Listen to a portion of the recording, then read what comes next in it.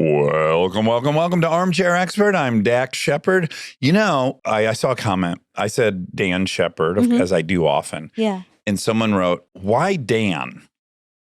And I wrote, I know you're a new listener. Welcome. Oh, nice. And then the person wrote, you're right. I started listening like 8 weeks ago or something. Oh, fun. Yeah. And I said, I just get bored saying my name. Right. Yeah. Oh, I get bored easy. I thought maybe he was asking like, is there an original impetus for it? I mean, I always think of the worst thing, right? That's my gift. So my assumption when someone says that is more like they've found out Dax was a bullshit name. Like it was my stage name. Oh. That's what I maybe fear people think. That's funny. No. Anyways, I'm joined by Monica Lily Padman, real name. Real name. On your birth certificate and your driver's license. Today we have one of the most acclaimed actors we've had on the show. Yes. Michelle Williams. Oh, she's so good. I wish it said right here, but I want to say it's like 5 Academy Award nominations or something bonkers. Definitely 4, and I think maybe 5. Emmy win, Tony nomination. She's just a powerhouse. Blue Valentine. Dawson's Creek originally. That's where we fell in love with her. Brokeback Mountain. My Week with Marilyn. Manchester by the Sea, my favorite. 5 nominations. 5 nominations. And her new series that's out now with my former boss, Liz Merriweather, Dying for Sex on FX and Hulu. Right now, I urge everyone to go watch it. It's very bold. It goes hard. Yeah, it does. Please enjoy Michelle Williams. We'd like to thank our presenting sponsor, Happy Egg. Crack open happy. Look for the yellow carton at a store near you. And now, on with the show. He's an armchair expert. He's an armchair expert. He's an armchair expert.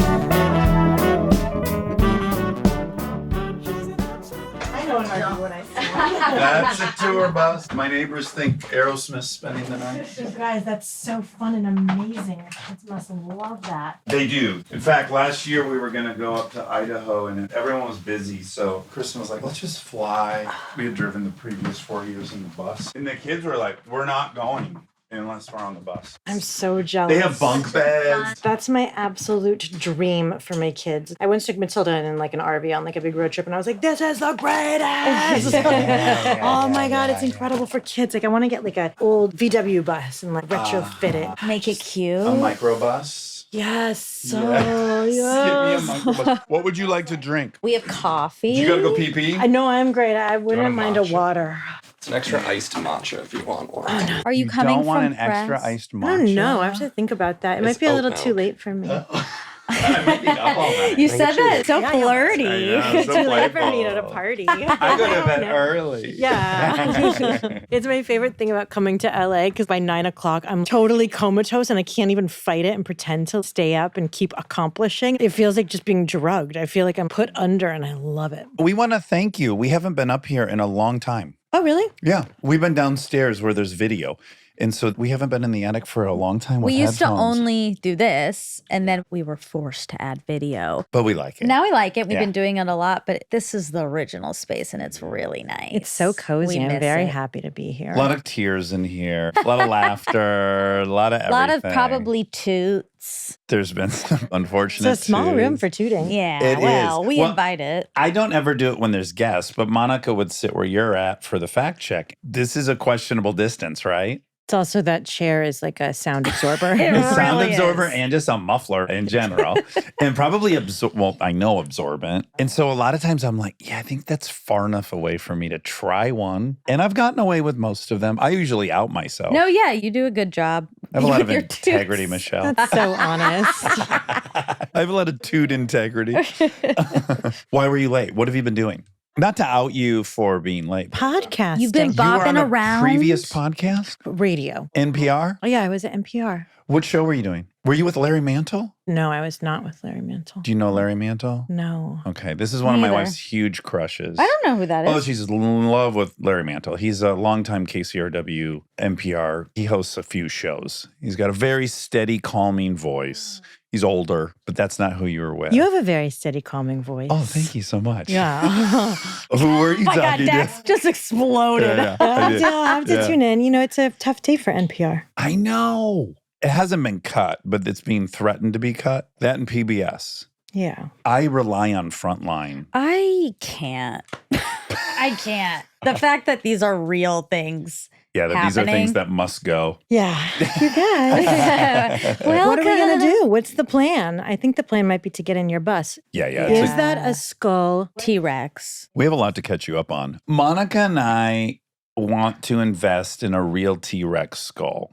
They're very expensive, but we want to monetize it by renting out the mouth and turn it into a sex hotel because people would love to have sex in the mouth of a T-Rex. It's very novel. I'm sad nobody can see my face right now. What do you think? Whoa. Yeah. Is that like whoa? Positive? Yeah. Whoa. Or just mind-blowing in general? Is it the level of creativity that has your mind blown? Yeah, kind of. I'm also just like thinking, like, what would I do in that Right? skull? Yeah, you would hold onto a tooth at some point, I think. You guys go for it. Each room has a tooth. Michelle, they're so expensive. We heard that Leonardo DiCaprio has a full skeleton. And I used to know the price tag on it. We looked it up once. I forget. It's outrageous. They're very pricey, limited edition. One of my little guys is a dino man, and we just got Aw. that new Apex at the Museum of Natural History. Ooh. What's Apex? It's a perfect Stegosaurus specimen. That's cool. Just landed. Ooh, they call it an apex if it's perfect. Have you That's read? its name. I think.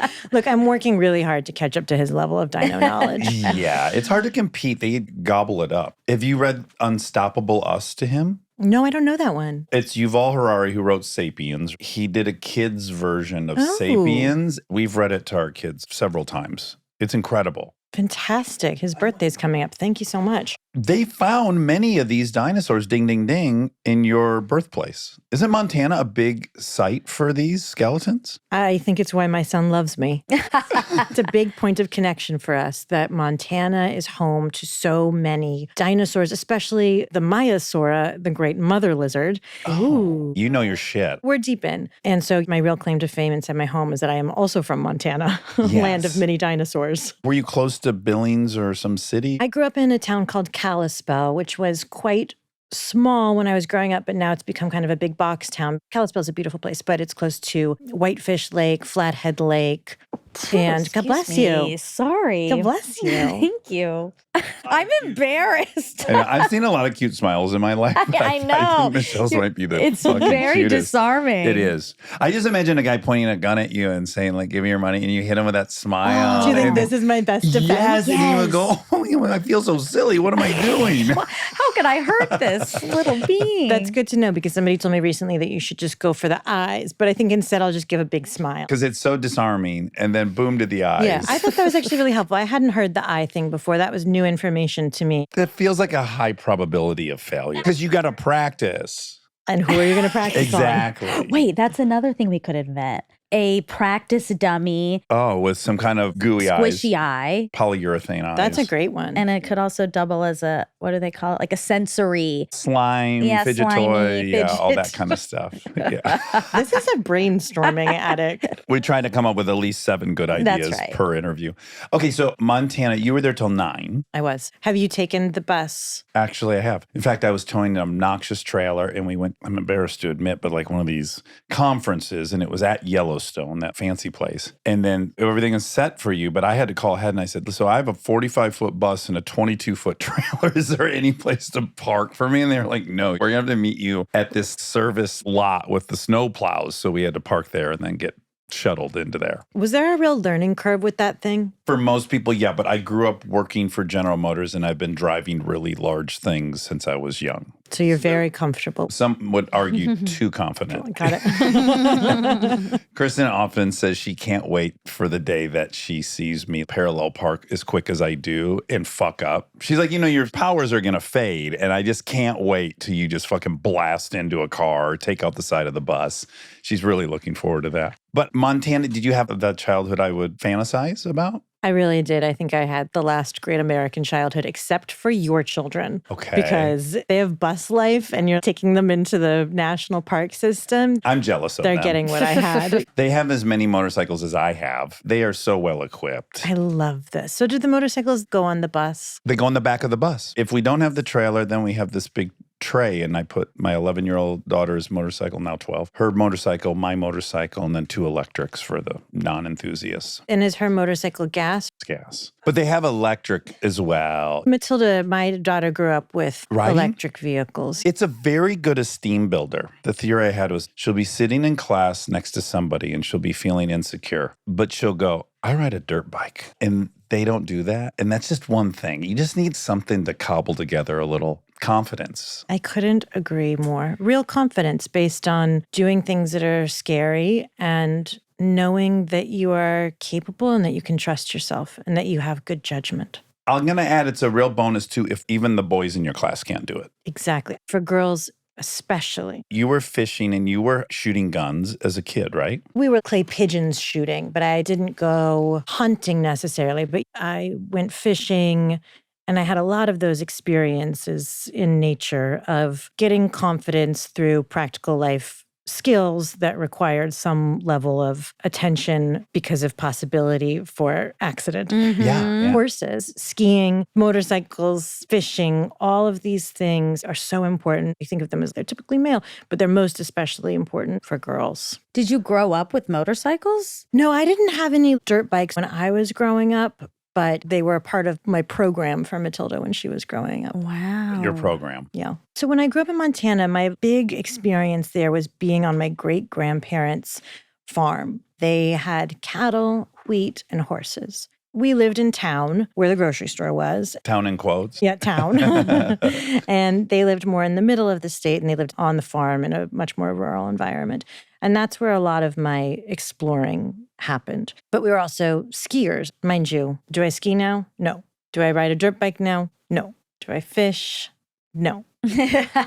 But I have all of those things inside of me. They really were formative in my ideas about who I could be, so that when you're sitting in class and you're next to some jerky guy who's trying to stick his finger in your nose, you're like, no. I know myself to be worth more than this. They're also really great little trials of being afraid. All these things you would start with fear, unless something's wrong with you. So just these little ways to confront fear and then get comfortable and then have the pride of having confronted it. All those things are really good. How about even on grandparents' farm, going on a long walk where you're like, oh yeah, I'm a little scared. That was my whole childhood. Every day was come back when you hear the dinner bell. And we were free to do whatever we wanted as long as we came home when we heard the dinner bell. And so it gave us so much time to meander and explore and go down these dirt roads and ride bikes and discover little things and find treasures and take them home and hide them and then take them out in the middle of the night when they thought that we were sleeping and, just getting into good trouble. And I miss it so much from my own children. I'm constantly thinking about how to create these experiences. But as you know, it's difficult. It requires a lot of infrastructure and undertaking if you live in an urban environment to try and get them out. So can I please come on? Oh, absolutely. There's room for a family of 6. Yes, we will make room. I might have to tow another living quarters behind it. You would love to get another bus going. But I can't drive both at one time. I Or bet- can I? Michelle can drive it. I actually can. Okay, great. You saw it.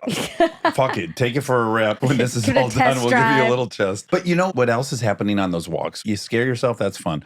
But then also your imagination's on fire because as beautiful it is, it's also boring. You got to now pretend on this bike ride that you're doing something important. I had to make myself some explorer, and you're really trying on all kinds of different fun pretend identities. You're starting acting. You have to start to storytell with the landscape too. What is that abandoned house? We shouldn't go in it. There's probably a witch. Yeah. Ooh, yeah. There's a witch that lives in that house. And then that becomes part of the play and part of the fantasy, but it just requires tremendous boredom, tremendous freedom, and a total lack of supervision. Yes. And where are you going to get that these days? I know. So how do you do that here, aside from getting out of here? We have been criticized for this publicly. We let our kids go. I've encouraged them. You want to walk to the store? Go to the store. We were in Denmark, and there's the Trifoli Park. And so in the morning, we just say to the girls, goodbye, here's a credit card. You can spend X amount, and then here's the time you got to meet us. So we're very big into just turning them over to the world and hoping for the best. It's worked so too. Do you know Leonora Skenazy? She is this proponent of free-range parenting. She's great. We interviewed her, and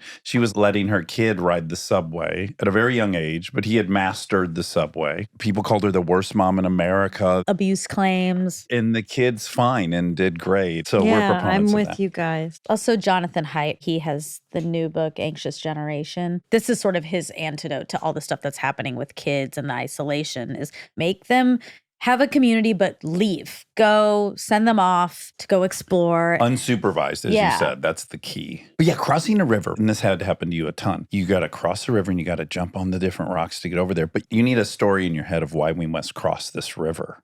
Because we're being chased. It's so good. The other thing that happens when you're in a natural environment is that you are learning so many lessons. You're in a receptive state, not a defensive state, because it's not your parent, it's not your teacher. It is the thrill of your skin in the wind and the understanding that your survival depends on you and only you. And so you're constantly assessing your own comfort with danger and your own ability to keep yourself safe. So when you learn that, with an impartial teacher like nature, you can take that into the rest of your life and really fall back into yourself and say, I know myself to be a person who makes good decisions.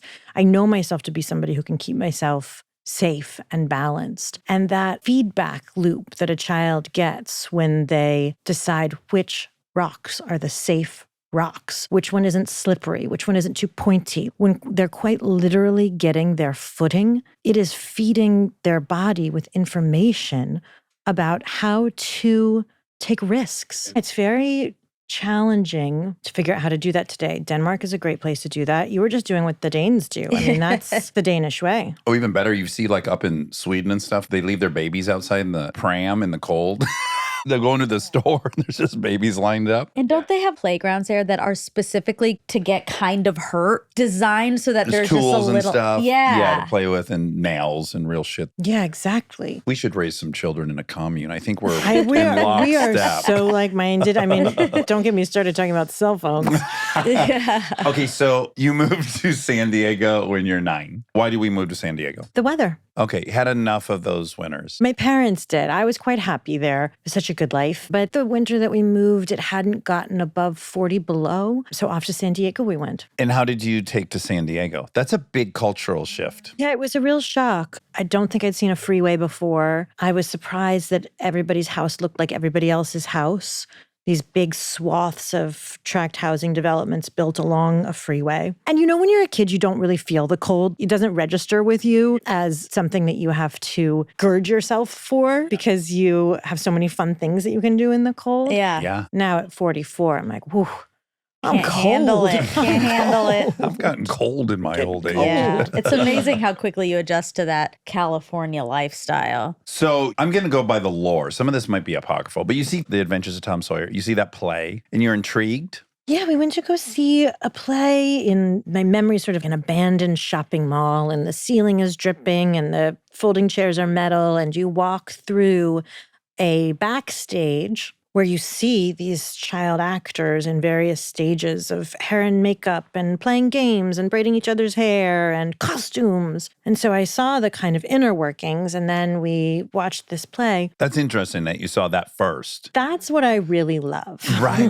That's my favorite part. The behind the scenes, the people, the community, the friendships, the safe space, the chosen family. That's the stuff that I really get excited about. Yeah, the combined goal, all the business that goes into it. I just remember holding on to my seat thinking it was going to take off like I was on an airplane because I was so transported into this play that I was watching with kids my age. And they seemed like they were having so much fun and singing and dancing. And I thought, oh, I'd like to be a part of this, whatever this thing is. And so that continued to be something that I did the whole time that I was in San Diego. Always more of a chorus girl, more like an orphan sans name, just back row tapper. Because Annie was your first thing. I think so. I was a back row orphan.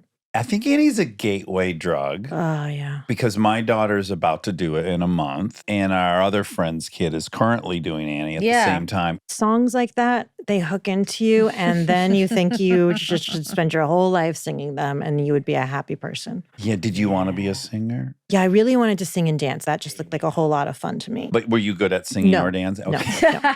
Born with just enough talent to cobble together the ability to do this, a passable voice and some workable feet, but not prodigious. You sang as Marilyn. Yeah, I have enough musicality that I can pull certain things off and also have an ear for accents. I was talking about this with a friend last night because I went to the Beyonce concert. And this is a very, very good singer I was with. And we decided that you can kind of, with training, raise yourself 3 degrees. If you're born as a 7, which is very high, you could get to a 10. But if you're born a 3, you're not getting to a 10. Even if you work so hard, you're probably going to max out at a 6 or 7. It's so true. With singing and dancing, Damn I it. think. Yeah. But do we think that could extend to some other things like comedy? I don't think you can train yourself from a 3. To me, I think comedy is a more learned skill in general. Singing, Right. You have some anatomy that's going to Exactly. Yeah, lend you itself. have to have a range. yes, that's Right. it. In comedy, I think if you're in the right circumstance, if you have enough trauma, See, that's the thing. I think there's an archetype of the brain that is similar. Yeah, and your trauma could come later, so your humor could develop. exactly. Yes. It's never too late to be a great comedian. And if you're around comedy a ton, you do start infiltrating that a little bit more. You learn some tricks. You can listen to as much music as you want. You're not going to be Beyonce. No, you're not. I need to admit something to you. I don't know that I've ever done this, but you make me really nervous. Oh, no. Yeah. What? I think it's a good feeling, though. It's a good kind of nervous, but I don't really get nervous, and I can feel nervousness in my body. I'm kind of nervous too. Are you? Yeah, yeah. I was just wondering. You guys, I just feel this like guy?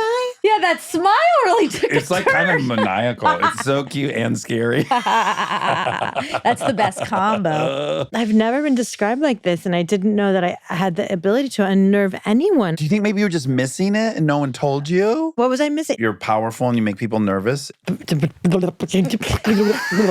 Oh, good. I No, got I'm her. totally She's shutting showing out. Totally shutting out. I know what it is. Tell me what it is. You are very measured and in control of yourself. It also seems clear in a beautiful way. You're not going to go anywhere you don't want to go. You have full control. And I'm sloppy. And I'm like, I want the interplay to be right. But yeah, I'm a sloppy mess that I somehow landed. Yeah, I'm like, we don't deserve to be doing this.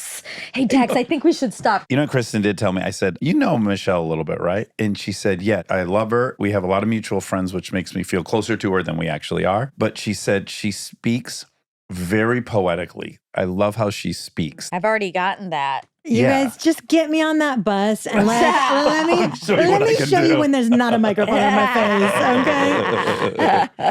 It is a Let's take compliment. it elsewhere. I'm obsessed with your wife. She changed our life. You can include me. I wrote the essay. Did you? Yeah, I wrote the thing that went viral. I didn't need to take credit for that. A really good version of me would have just let her have credit for that. She did more ultimately than I did. But I wrote a thing. I was so upset. I just put it on Tumblr. Tell people.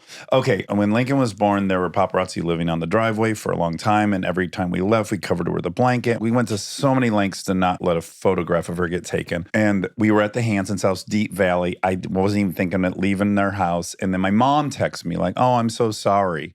And it's a picture of Lincoln. And I can even say now, maybe over, but I was just so fucking upset about it that I wrote this long thing and I put it on Tumblr. And then somehow it got picked up by the Huffington Post and all these places. And then that led to talk shows inviting us to argue with paparazzi, which we did. And this is where she deserves all the credit, Kristen. She built a coalition of other actors, basically saying we will no longer participate in these magazines if they don't stop showing kids. It was called the No Kid policy. And she got all the photo houses to commit to that, which was pretty powerful. And I do give her all the credit for that. It was incredible. I remember the day that People magazine said that they would stop publishing photos of children.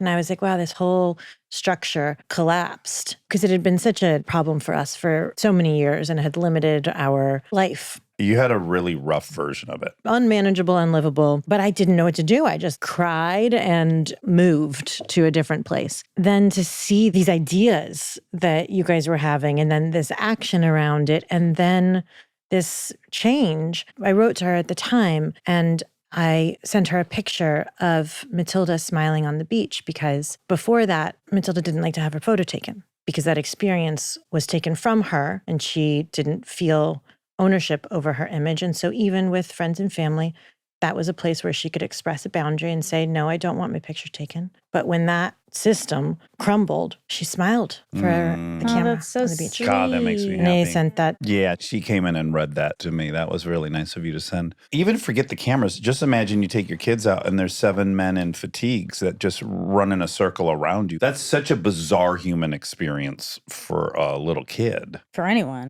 It's kind of nuts, the shit, when we look back, what was totally acceptable. You look at Britney's life at the apex and you're like, that's just an assault. I think that what happens is that people assume those children have other advantages, and so they aren't able to empathize with them. Yeah, it's just the price you have to pay. And they're right in some degree, at least saying, you chose that, right? And I would agree. You go into acting, you would have to have your head in the sand to think that if I get popular enough, I might not have to deal with that. Now, we could have another debate about whether you really need to deal with that because you want to act, but your kids didn't choose that. That's an insane proposition that the kids made the decision to be born to the parents who made the decision. That's like sins of our fathers stuff. Yeah. Has it really just gone away? I believe so. By the way, the added benefit for us was we're always with our kids, so we don't really deal with it at all.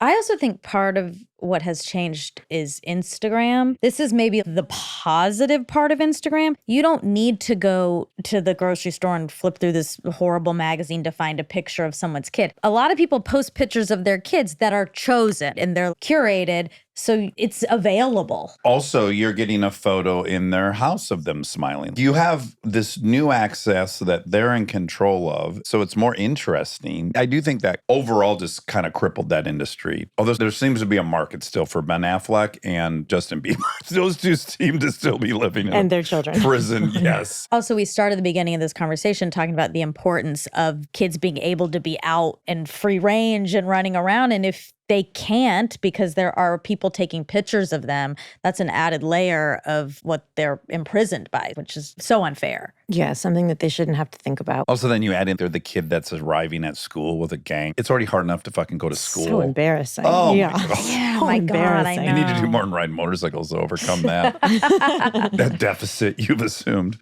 Okay, now, this is a thrilling part of your story. You start acting. You're on Baywatch is your first one. Mm-hmm. Incredible. How old were you on Baywatch? Probably 12. Wow, that's Okay. young for Baywatch. You were a temptress to a young man? Was that the storyline? No, I was just a girl running in a bikini on the beach and inviting him to Wait, were you a really? party. Oh, yeah. At 12?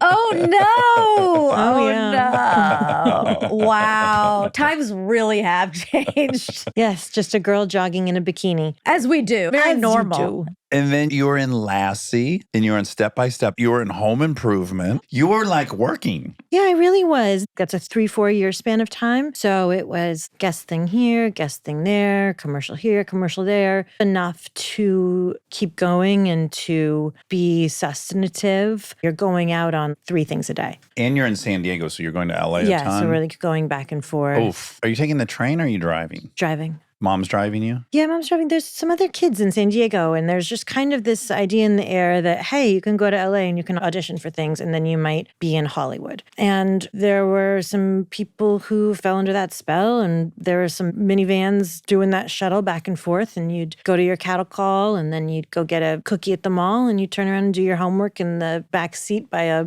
little car light and go home. Okay, now this is the part that's really unique, is you got emancipated at 15. And you had to do all of high school in 9 months? I did.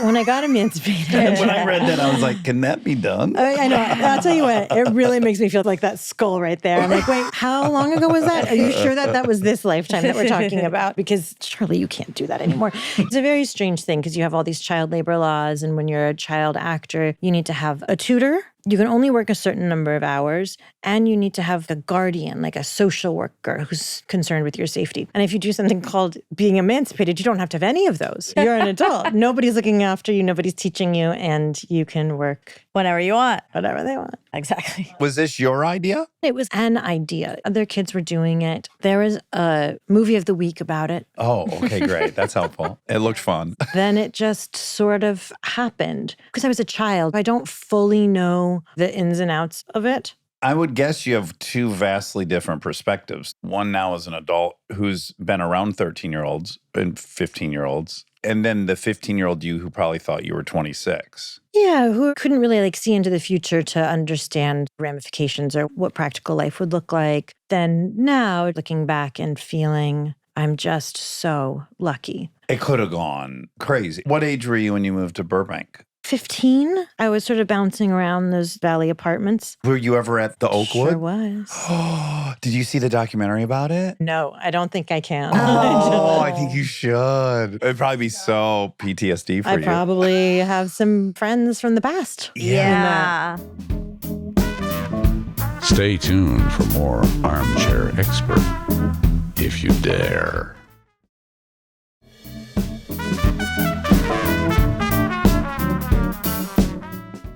And were you living on your own at 15? Yeah, I got emancipated at 15 and a half. And then I got Dawson's Creek when I was 16. So then I was transported very quickly to Wilmington, North Carolina, which was a much safer, sounder environment to be a young person on their own. You said at one point, and I will get it wrong, but something to the effect of there's a lot of scary people or dangerous people in LA. And I met many of them during that period. Was it fucking terrifying? That sounds insane. Yeah, I think it was. And I thank God that I got that show and that it plucked me out and landed me on this sleepy southern coastal town, and that I had a job to go to and a place to be responsible to, and met a few people there that are still in my life that I love very much, that are so much a part of me, and had some kind of stability. Okay, so yeah, when you got Dawson's Creek, you got very lucky. That's kind of a little life raft at that moment. It was really great, and I really wanted it, and I was so excited. And when you go on so many auditions and you get down to the wire on things, there's so many heartbreaks that you go through as a child actor. The things that you almost get, or the things that you never hear from again, even though you wanted them so badly. Your heart endures a lot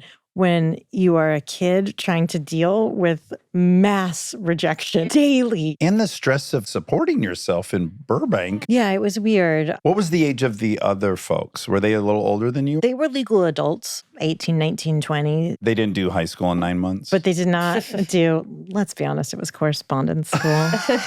Did you get a GED? Is that what you ended up with? Pre-internet. So I'd like for you to imagine what that might look like.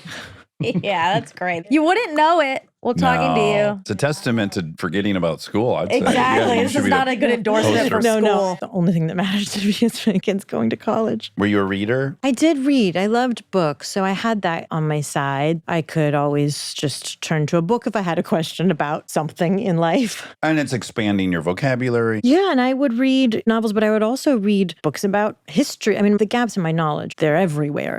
So I would go to Barnes & Noble, and not only would I get the novels that I wanted to read, but I would also get an incomplete education or a beginner's guide to world geography. We've had a few people on who have left school early, and they're always the smartest people in the room because of this. They have this idea that the reason they don't know things is because of their lack of schooling, so they're making up for it. Whereas if you've gone through all this schooling, you're like, yeah, I just don't know that because I don't know it. There's no hang up about it. Does that make sense? Yeah, so that's one theory. That's a good theory. My theory is almost similar to me going to college. Like I retained so much from college and other people didn't, but I wasn't there because I had to be there. I got to study whatever I wanted. I was not trying to get a career in anything. So I think if you weren't educated and then you set out to learn, you want to. It's not something you're forced to do. That's It's like true. the decision to pursue this.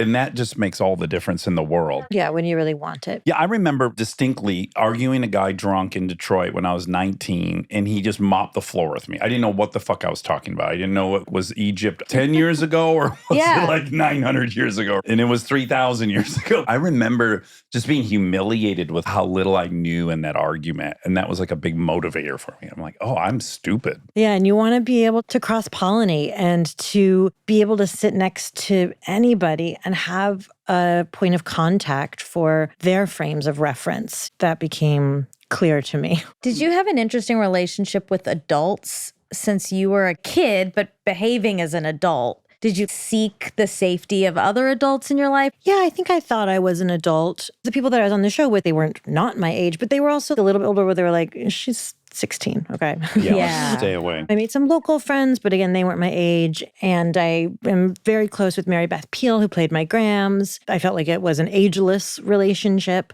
But I don't know if I had met another 16-year-old who was at the local high school that I would have been like, what are you doing after school today? Right. You know? Yes, because you're going to go home and cook dinner for yourself. I'm going to go make a box of pasta and heat up some tomato sauce. Were you lonely there? I've never really felt lonely, to be honest, because I had all those early rambling experiences in nature. And so I was sort of conditioned to that. I didn't feel lonely at all. I had a car. There were 3 bookstores. There was a record store. I lived near the beach. Maybe I'm just saying that in retrospect, but it was a great place to be young. And then Busy joined the show. I don't know, how old were we? 18 or something? I can't really remember, but we've been best friends ever since. So that was the end of anything that I might have experienced as loneliness. Oh, okay. I love parasocially watching the two of your relationship. It's so lovely. We're like the odd couple. It's so sweet. We're like, those two things shouldn't go together. And yet they do. And yet Yeah. they do. Female friendship is so beautiful. We're talking about it more. It will come up when we talk about your show. But seeing it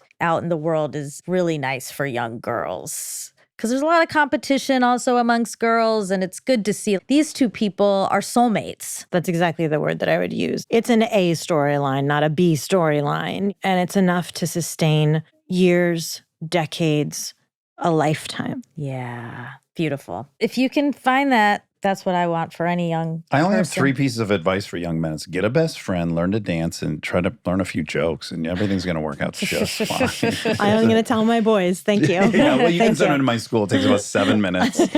I'm already sending them to bus school. I thought we had an agreement. Yeah, they must know how to back up a trailer by the time they're 18. That's another skill. Okay, so during the whole Dawson's Creek experience, you clearly had your mindset on establishing yourself in projects that were tonally kind of opposite. Was there tension between the gratitude for having such a great, safe job and then also not being in the things that you were dying to be in? No, because there was room for both. I did this movie when I was young called Me Without You that shot in the UK, and they accommodated it in our work schedule to allow me to go back and forth to do this movie that I was dying to do. It's also not like I was getting a million offers to go do other things. There was enough for me. But you were playing a Brit in that movie. I did. I think that Dawson's Creek was even nice enough to let me dye my hair and then wear a wig on their show. So it was allowing for a variety of experiences. And then we got that summer break because I think we shot 9 months a year. And then you would have the opportunity to go do something else during the summer if something came up.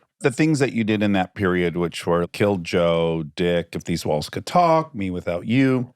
Was it hard to get cast and stuff like that, given what you were currently known for? Was that a challenge? I would say so. Because from the outside, it would appear like you're on this thing, but you know you want a career at some point that's going to be much heavier and that you're going to have to establish yourself as quick as possible before you're just permanently in one type of role. Or was that not happening in your head?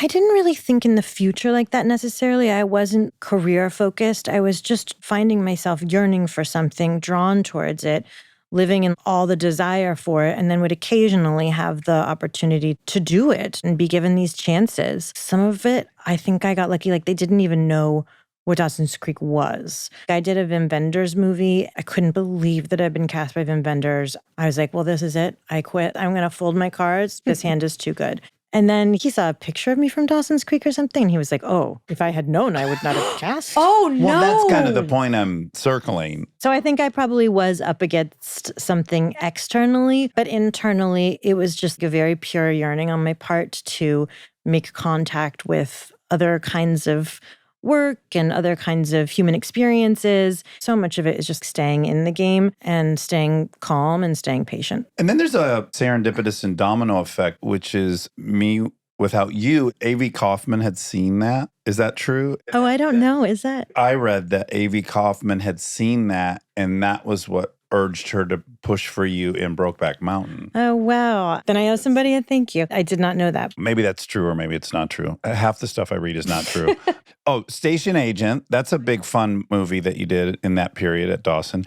Did you fall in love with Dinklage the way my wife did? Everybody does. There's a handful of folks, and he is definitely at the top of that list. It's a magnetic human being. Powerful charisma. She is head over heels. If I were to pass in a fiery crash her first phone call, I don't know if he's wed or not, but I think it would be to him. He's wedded and he's childed. Oh, okay. Blended family? But like we said, friendship can be deep. When you're making Brokeback, are you sensing what it is? You don't know about you, but I do some things and I thought they were going to be great. And then some things I thought were going to be bad and then they're good. I don't know that I'm a very good barometer when I'm inside of something. I still feel like that. I'm like, well, who knows? Because an ecstatic experience doesn't always relate to a great thing and a terrible experience. Sometimes you're like, they polished that turd. It's so hard to, when you're in something, really have an idea of how it's going to be received. I would say impossible. And at that point, I hadn't really been in anything either that had enjoyed a reception. So it certainly wasn't on my mind. Yeah, you get nominated for Academy Award No, at the that end was of it. not, that was not what I was thinking. Although one thing can happen, I've never met Ang Lee, but did you sense from him he had a spirit that was special and that somehow that was going to be present in the product? For sure. I mean, he's such a beautiful artist and has this incredible body of work. And the Annie Proulx story that it's based on, and then the adaptation, it's undeniable material. And so brought together under Ang Lee probably is going to be a good thing. But would anyone see it? It's about gay men, which was not really being done. We're in a post-Brokeback Mountain world where we take for granted that story could be successful. But prior to that, we don't have that. That was a first. Yeah. I don't know if you're comfortable talking about Heath, but I feel obligated to say that I knew him a little bit when he was getting sober. And I don't know that I've ever fallen in love with someone so quickly. This is one of the most special boys I've ever met. And I can feel the weight of the world on him in a very special way that kind of broke my heart. I was very, very sad. And I thought he was just so special. So special. Yeah. So special. Yeah. Thank God there's Yeah. so special. Yeah. Yeah. Thank God there's Matilda. Yeah. What a guy. I feel very lucky that I just got to. There's like a handful of people I've met like that in my life where I'm just like, oh, wow, there's something, there's a heart here that's just leaking out everywhere. And incredible sensitivity. Yeah. Great taste in motorcycles, too. He had a 2006 Sport 1000 yellow. That's what I also You remember drive. that? Yeah. That's what you drive? Wow. Look at that. But also with Brokeback, all of you guys turned out to be huge stars. And not just stars, the best of the best as far as acting accolades. And it's fun to me that he obviously could see that in all of you and put this cast together. It wasn't an obvious cast. You now take for granted it feels like it was an obvious cast because you've seen the proof that everyone was brilliant, but it's not an obvious cast. It's a really beautiful way to look at it. I like that. How was the life-altering shift of you're going to be at the Academy Awards? Was that a natural transition? No, we had a baby, but I suppose maybe it's a good thing about being young is that you don't have so much life experience that you can contextualize things. So you're really just going with the flow. Yeah, because I was going to say another theme I see present when I look at your life in its totality, and I doubt you reflect back on it in its totality, but you have had many moments where you seem to have an incredibly healthy relationship with the job. Because I think having a baby on the heels of an Academy Award nomination, most people are like, okay, get me the list of all the directors I can now work with, and it's time to go. And that seems like a very healthy relationship that you were like, no, it's time to have a baby. Kids are such great life checkers. They force you to put your best self in front of them. You can't abdicate your life and your work and your own desires, but you do have to put them in check and figure out which master you're going to serve. Because the truth is, if work is going well, somebody else is taking care of the kids. And if you're in a high point with your kids, the work is shoved to the side. So you can't be equally good at them at the exact same time. And you have to allow for that give and take, but then also replenish the other things. If you have a big period of being at home, you need to go back to what you've left unattended and put some light over there. So I think it's just this constant back and forth, but making sure that you don't leave one of them unattended for too long. This is my main thing I've taken from parenting is it right-sized all my other concerns and pursuits in a very helpful way, ironically. I kind of thought, oh, you have kids, I'll be so distracted, there'll be no time. It's like, oh, no, actually, I will now approach the work with kind of the stakes that it deserves, which is I like to do this and maybe I'm good at it, but it's not anymore the most important thing. And there's some liberation in that. I think it's been helpful for me work-wise. My best day with my children is better than my best day at work. I am more thrilled with that high than I am with a work high. So I return to that feeling, when am I really, really at my happiest? And it's when I feel like things are going well with my kids. I've got them in a good place and they're feeling understood. And how about just the notion that your best day at work is you accomplish the thing you had hoped to accomplish? Your best day at work isn't when someone else in a scene was their best ever. But weirdly, the joy of the kids is like they do something, right? It's not like your best day is because you were your best self. It's just they do something that's so spectacular and you feel so lucky to have witnessed it. It's kind of the opposite. I used to say to Matilda, it tastes better to me when you eat it. Oh, that's so sweet. And that's kind of the feeling that I get with them. But again, I want them to see their mom working, all of my kids. So it's not something that I want to neglect for too long, but the kids really pull at you more convincingly. Did you always know you wanted to have kids? Some women, they're 5 and they're like, I know I'm going to be doing this. I think I always just assumed that I would, but I wasn't a natural babysitter or have a lot of dollies. That wasn't my thing, but I just assumed, I'm going to be a mom. But I really wanted to be like a mom of a teenager. I was like, sure. I have a teenage girl. You wanted to go to the mall with a teenage daughter. I just wanted to do it right. I just wanted to be like in there with her and understanding her and taking her side. That's where I wanted to be. Yeah. It's about whatever. I could go 6 hours on kids. Same. Can we do like a sidebar? We should do like a kid podcast. Some of the stuff that I think gives people anxiety about having kids is my absolute favorite stuff. Once they have some shit to get into, I'm like, let's party. I've done it all. I've fucked up in every way possible. It's go time. It's so rewarding. I similarly learned by parenting, actually, when I make mistakes in front of my daughter and own up to them and apologize, it teaches her to make mistakes and say, oopsie, mommy, I'm sorry. And it's not a big deal. It's a part of life and we move on. Yes. No shame, no blame. Just, you made a mistake. Beautiful. I made 5 already today. I'm not going to blame anyone in my parenting circle, but I could not make a mistake. Maybe it was self-imposed. If I fucked something up, I would just lie. Obviously. Yeah. What else are we going to do? I know, and the fact that my kids fuck shit up and then they come tell me and I'm like, oh my God, this is incredible. They're better than me. I was hiding things I broke. That's because you thought there was a reason to hide things, something that you were afraid of. Well, again, it's not her fault, but single mom, 3 kids, it was fucking chaotic. I couldn't put anything on her plate. I just did not want to be another burden in her very burdened life. So I think kind of self-imposed. But then you corrected it. Now your kids pass that on and it stops with you. At least that one part. How great. I catch myself all the time. Do you do this? This was last night. I catch myself being annoying in the exact same way my mom and dad were annoying to me. I want to play and I'm always petting their hair or I'm pulling their ear. And most of the time they like it. And then a lot of times they look at me and I'm like, oh my God, I know this so well. This is my dad. Like, just fucking watch TV. Why do you need my attention right now? Just watch TV. But it's so hard not to fondle their little tendrils of hair on their head. Their little earlobes are so soft.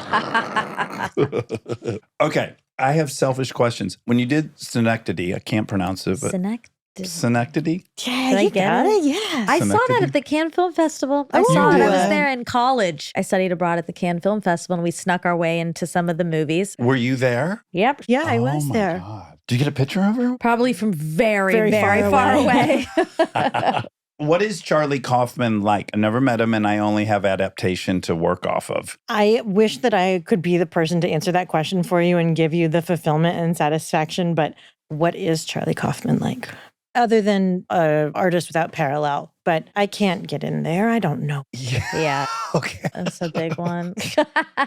I want to have a dinner with him, and I would be nervous too. Okay, Blue Valentine. I know you already talked about this a lot. This is 15 years old, but I'm still fascinated by the notion that you guys were urged to live together for a month before filming. We took a break in the filming. We shot the first part when they're young and in love and everything's going really well. And then we took a 2-week break and we lived together office hours, baby, like 9 to 5. Okay. Yeah. Not It's cohabitating. Professional situation. So we did these improvisations during the day, honestly, to figure out ways to annoy each other Sure. and to destroy this thing that we had made. Because we weren't even going to take that break, but we were having such a hard time letting go of the thing that we loved. Derek was like, we got to mess this up and we need to Wow. burn it down. And we did a ceremonial, burned our wedding photo. Oh. And then we learned how to annoy each other. That movie is so perfect. Thanks. It is It's incredible. So heavy and beautiful. Were you on your own for these 8-hour improv things? Yeah, a lot of it. Derek, the director, would come in and give us a kind of Scenario? Yeah, and then we would be left to do it. And then he would say, after you've had this frustrating day, now you're going to go take your daughter to the amusement park and try and have a good time. Yeah. Oh. Wow. Yeah, it's fun. I don't know if anybody could work like that again because you've got a crew that's on hold. You're paying people. I mean, it was such a small movie, so low budget and a small crew, but you're taking a big down period in the middle of the thing. And to what end? Playing, exploring, try and justify that to a producer. But that's what we did. You get it in the movie. That would be a big challenge for me because I just want you to like me, especially if we met 2 months ago. I know, it was horrible. I don't want to give you reasons to hate me or those like will figure come out in a what's, like, couple years. obnoxious. Yeah, we were having such a good time. The party has to be over so soon. That's kind of heartbreaking. Yeah, it was. Was it rough that second half? Were you feeling the heartbreak of that? Yeah, I really was. And I was younger then. And the hard day at work for me now, I feel it and I go through it, but I definitely know that I get to go home. I can really close the door on it. When I was younger, it would definitely seep under the door. Yeah, I can imagine coming home and feeling heartbroken or not liked, maybe. Yeah. My worst fear. Also, such a magnifying glass on your flaws. Did you learn about your own flaws via this? I was like, you don't have to hate me. Now I hate me because Right? I'm annoying. And we are calling forth to all of our worst qualities. And now you can't hate me more than I hate myself. That's intense. Back to Charlie Kaufman. If I had a list, it'd be really hard, but definitely in the top for me would be Eternal Sunshine. Just for the scene at the end when she's like, no, but I'll annoy you and I'll do this and you'll do that and I'll hate this. And he goes, yeah, I know. And I still want to. And I was like, oh my God. It was so heartbreaking. Well, it's like the end of Some Like It Hot. And he's like, but I'm this and I'm this. I'm a man. And he says, well, nobody's perfect. Yeah. I know. Because when you're young, oh man, you can get annoyed. And then in retrospect, you're like, what was that? Well, I it's don't just even that care. there's no one you're going to meet who doesn't annoy you. Yeah. Everyone is annoying. When you're young. Michelle, if you heard me, and you'll hear me when we live in the bus together, Yes. in the morning, Amen. me starting this machine up, sometimes I hear myself. I'm pretty immune to it. I'm clearing my throat and I'm coughing.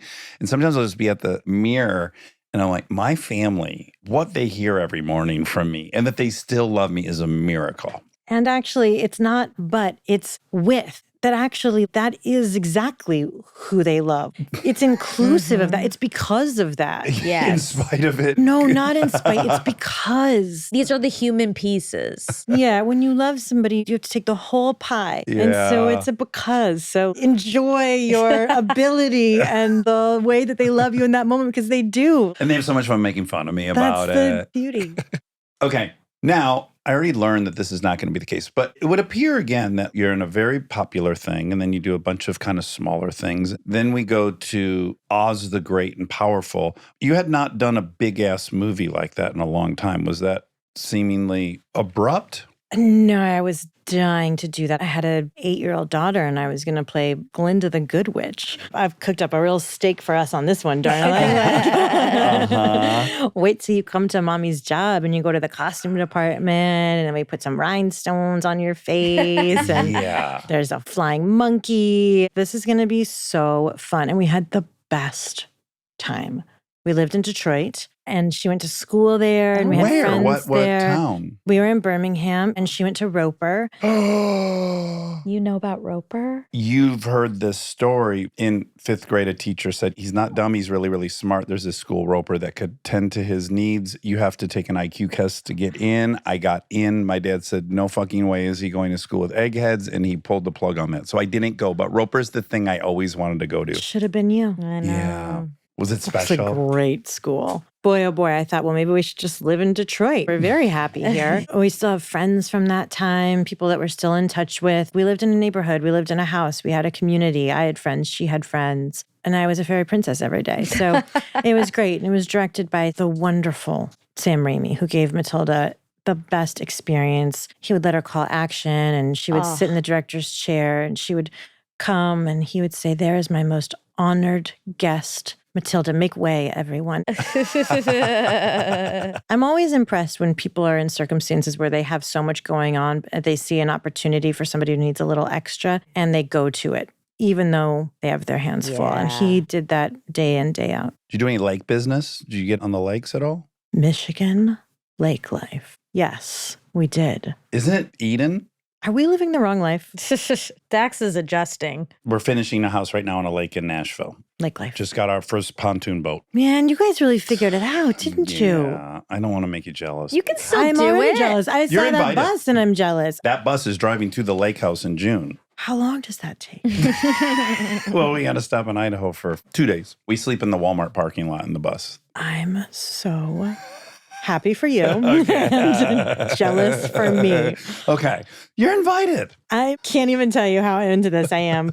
I once, for Thanksgiving, rented an RV in Nevada, drove with Matilda to spend Thanksgiving at the animal shelter, where you could sleep with a variety of animals in your room. Oh, my goodness. Pigs. Oh. Yes, we did. Dogs. Yes, we did. Cats. You could have animal sleepovers. Wow. Oh, wow. So we did an animal sleepover, animal sanctuary Thanksgiving, and then we went to Zion in our RV. Have you done that park? Not in the RV, but yes, I've been to Zion. What a place. But I thought I had done enough by renting an RV. I was like, Mission Pretty good. accomplished. look at me, I'm driving an RV. No, you need to check clearances. You have to check park entrance and exit time. I hadn't really masterminded the situation, and then found corkscrewing down to the bottom of Zion, and our RV wasn't allowed to pass back up for our sunset horseback ride because of a height requirement. And I was like, no, this isn't happening. Oh, no. I have taken on more than I should have, but I want to get back into the RV life, but I'm a little... But Michelle, it's exactly back to being a kid and crossing the stream, because numerous times we are in that bus and I'm getting into a tighter and tighter and tighter situation. And I'll say out loud, I don't know, guys, we may be backing down this mountain, and that thrill of will we get through? It's exhilarating. That was me. I love that life. I want that life. And just as a little sidebar tidbit, I think you'll appreciate it. In COVID, we had a baby. And because of COVID, my mother hadn't been able to meet the baby. And she decided she was fed up with that.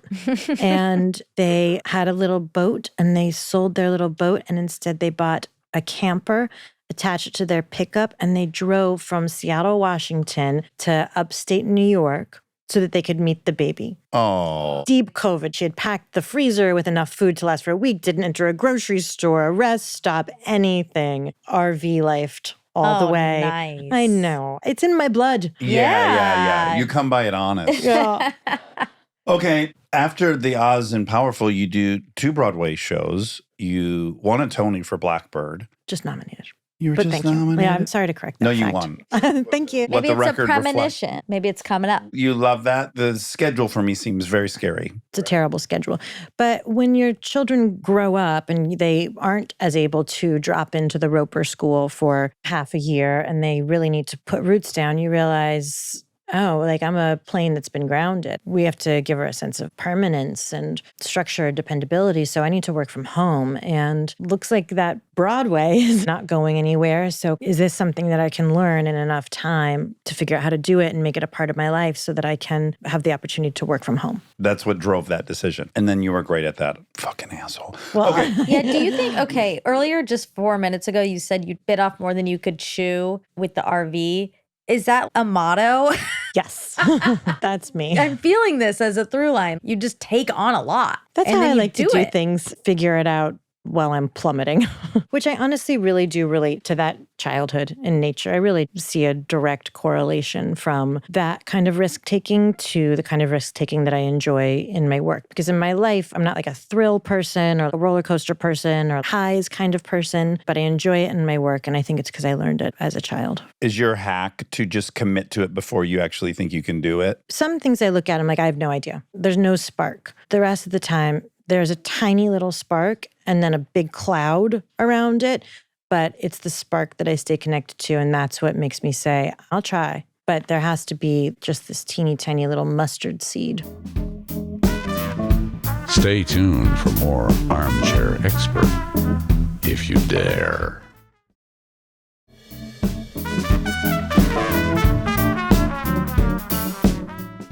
Okay, now my favorite thing you ever did was Manchester by the Sea. That is You like to so suffer. That's all I can conclude. Is like, you're like, Oh. it's been a minute since I suffered. No, you're skimming over Dick and lots of fun things in there. Lots of laughs. Boy, that movie. Did you already figure out how to not let things seep in at that point? That was harder. Yeah, you guys are both so fucking heartbreaking and good in that God. movie. Okay, Fosse, Verdon, incredible. Won an Emmy and a Golden Globe. Well done. I feel like this is in memoriam or something. I'm like, Yeah. have I come to the end of the... Do you want to hear the funniest 2-minute story Yes, about the please. In Memoriam? I've only been to the Oscars one time. We went long ago. And I directed a car chase movie with Kristen for $1 million. Very few people saw. And I worship Brad Pitt. I would do anything to make out with him. And I've gone out to go to the bathroom and I'm coming back. And I've never met Brad at that point. I come up my aisle and I'm walking towards my seat. And as I'm getting close to Kristen, she goes, "He's talking to you." I go, "What?"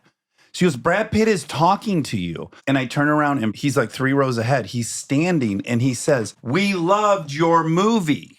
At that moment, I kind of forget I've even made a movie. Right. And I go, "What movie?" And he goes, "Hit and Run. We love Hit and Run." I can't believe this is happening. I sit down. Kristen's like, "Oh my God, are you so?" I go, "I can't." I'm smiling so big. And they immediately start the In Memoriam. I can't stop smiling. I'm the happiest I've been since I got into this business. And Kristen looks at me, she goes, "Stop. Like, I'm so happy everyone died." Oh, They cut to you. yes. I mean, they could have ended my life if they just cut to me. I am glowing in that moment. And it's all the people are dying and I'm so happy. That's amazing. Thank you for that. And I can't wait to see the movie. It's like, what's wrong with him? You got to get the B-roll from that fucking award show. I would kill for that footage. It's just me so fucking happy. I can see it now. Okay, so again, now here's another moment where it appears that you have a really, really impossibly healthy relationship, which is you take a 2.5-year break after Fabelmans. Had another baby. That definitely imposes. Do you love being pregnant? I'm very lucky. I have totally manageable pregnancies. Yeah. Kristen loves it. You gonna have another baby? I have a vasectomy. If we have one, it won't be mine, but I'll raise it with love and understanding. I know you would on the bus. I have in the past taken off pretty big chunks of time because when you work 15 hours a day for 6 months on something, you really need to slow down and recharge and reestablish your routines in your life. And then in there was COVID and 2 strikes. You picked a good time A to whole take a host break. of things. Yeah, I was really thrilled when we had a baby in COVID. That really livened things up. I was like, welcome to the quarantine.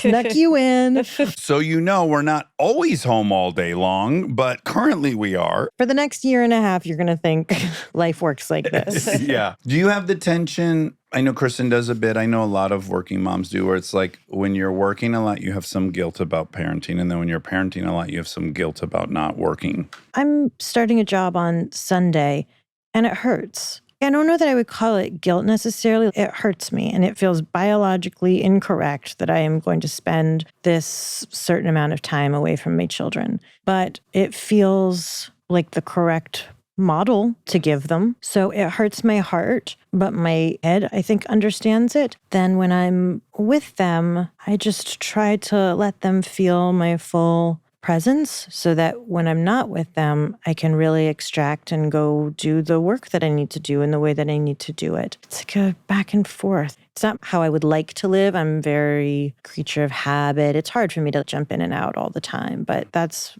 what I tell myself is how to just kind of manage my feelings around it. That sounds like a very good framing of it, which is it's fine to hurt, but the guilt and the judgment's not part of it. That's kind of how guys have gotten it for a long time, which is no guy feels guilty that he's going to work. Societally, he's never been asked to feel guilty about that. He should feel proud of that. But you feel sad that you're not with your kids. Yeah, it does a few things. For a long time as a single mother, that was how I supported us. So of course, it's in total utter necessity. It is how our life runs. And now, being in a marriage, I contribute to my family and to mainly the desires and needs and what I want to put in front of my children. But I also am leaving a record of who I am and who I was and the things that I was interested in. Because, when you're a kid, you look at your parents and you're like, you're my mom. Yeah. You don't have any desires or passions or dreams. You were born to be my mom, and that's right. it. Yeah, and I throw a plate on the floor and You deal with it. you kind of deal with Yeah. it. So I've often thought about work as a way to leave a record for my children, should they want to pick it up, about who I was in my entirety. Mothering is the large piece of the pie, but there are other aspects. And what if we don't have enough time to get to know each other more completely? If you want to pick up some artifacts along the way, these parts were also me. I was just listening to Malcolm Gladwell talking about this, but he might have been referencing someone else. He was talking about the passing of his father, and he said, I know him better now than I did when he was alive. Which is such a beautiful thing, that you can keep knowing these people in ways you could never have known them when they were your mom or dad. This is why I save my journals and all my stuff and just think you might not be curious Right. about it at all. Right. You might be I had enough of her. But I think of that all the time because I've journaled every single day for the last almost 21 years as a sobriety commitment. Often I'm journaling and I'm not editing for them. And then I think they will one day have all these and they can read all them. And then I go, never even going to open one of them up, I bet. I don't know. No, I think they will. I would. I'd like to read what my dad was feeling Yeah. like at my exact age. I would. Yeah. Okay. Dying for sex. In this 2.5-year break, this got to you. Was it a spec at that time or was it already set up? It was a podcast, and then Liz Merriweather had written one script. So there was just a pilot episode and the podcast, and the 1-2 punch of them. I was like, oh, there's the spark and the cloud, and now I have to go figure this thing out. But then I got pregnant again. And so it put it on a hiatus. And then after I was through postpartum and breastfeeding fog and all that stuff, I picked up the phone and I was like, did they ever make that show I really wanted to do? Who did that? And they said, no one. And I was like, oh, great. Then Liz and I picked up our conversation again and never stopped. I did a show for her for 2 years. She's a Michigander. Oh, that's right. Yeah. What a sense of humor. My God. Yeah. It is unstoppable. Uh-huh. Even at times where it may or may not be It's rare appropriate. you're afraid a woman will get canceled. Let's just say that. I think that's the best way I can euphemistically say. It's very rare to be Good for around her. a woman Good and I'm for like, her. you okay. I'm going to go back to Brooklyn and give her that warning. You had a lot of brave roles, but this one, there's so much sex in it. There's so much sexuality. Yeah. And forget the sexuality. I can hook up with people. That's fine. So much masturbation. So much. We were just discussing this on a different episode where I was like, as liberated as I am sexually, when I've been caught jerking off, not hiding the fact that I jerk off, but getting caught is really humiliating. Well, even that you're using the word caught, you know? Right, yes. exactly. Yeah, if someone walks in and you're doing it, I'm humiliated. So for me, singing and masturbating on camera would be rough. I'm going to write you a part where you get to do both at the same time. Coming around the mountain when she comes. Oh, God. Oh, look, no. I did it. I got to do the comedic Oh, you're version. so brave. Did that stuff spook you, or do you commit to it and then you're like, I'll just come to terms with that when we start shooting, or what was that? Yeah, I actually think that's a pretty good way to put it. I'm not going to let small fears get in my way because I want the totality of it. And if there are some things along the way that make me a little bit uncomfortable, I'm going to figure out a way through them. It's kind of the theme of the show. Yeah, it really is. Yeah, so your character has previously had cancer, went into remission, and in the pilot, we learned that your cancer's back, and in fact, it's metastasized, and you have stage 4. Now, this is one of the heartbreaking parts of the show. I love Jay Duplass. He's the best. He's such a wonderful, wonderful guy. I hated to have to see him be a very annoying husband who I am rooting for you to leave. And he's God bless weirdly him. so good at it, even though he's the most menschy, wonderful human. He has really studied the other side and come back to stick it to them in the form of this character. You're like, oh, the good guy, the good husband who really is actually just afraid of your inherent feminine power and ideas and intelligence, but has somehow managed to get along under the guise of good guy. There's so many scenarios in the show and so many different sexual encounters and positions that I've never found myself in working on a TV show before. And so my memories of it are so strong because humor is such a grounding force for a memory. You don't want to remember the thing that's so sad. You want to remember the thing that has humor attached to it. And my recall for certain pieces of work can be so spotty. And this, I can bring it all back in my mind because I was like, oh, that was that wonderful actor that I peed on. I'll never ever forget him. It's so indelible because they are all first-time experiences and they're all with the baseline of Liz's dangerous sense of humor. That's what I love. It feels very dangerous, which is my favorite humor. I really have to tell Liz to watch out for herself because she's got like a whip on her pen or something. So your character has also not been intimate with her husband for 2 years, I think we learned in the show, maybe even 3. She's gone through a diagnosis and breast reconstruction and a huge medical process, and she desires connection and pleasure and satisfaction, even with her husband. And he's no longer able to see her as a sexual being. She's a patient for him. And even worse, maybe like a Munchausen-y, a source of confirming his identity as the good guy. Yeah, the caretaker. And then she gets a terminal diagnosis in the midst of all of this, which is just a lightning bolt. And she cleaves her life down the center and splinters it off and gets in this little boat and off she goes. And she grabs her best friend and she's like, we're moving away from here and we're going to go into uncharted territory and let's do it together.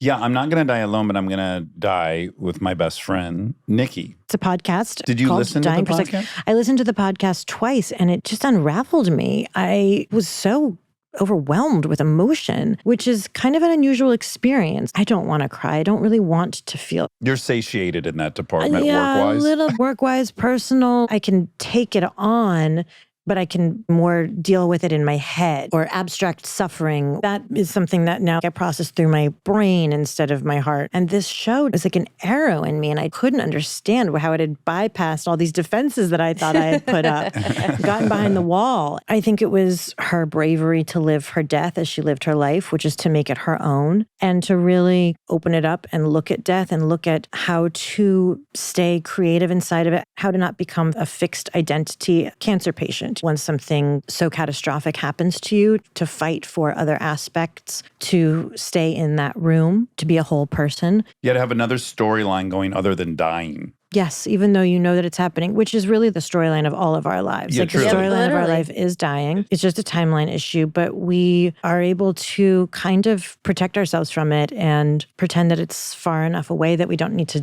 deal with it or really even know what it is, what happens, what it looks like, what it feels like, and how you can be in charge of it. Yeah. How did it work? I stopped working in the era of intimacy coordinators. This one probably That's had why a he ton. stopped. That's why. You didn't want somebody I was like, telling hold on a you second. what you couldn't do. Hold on, I'm out.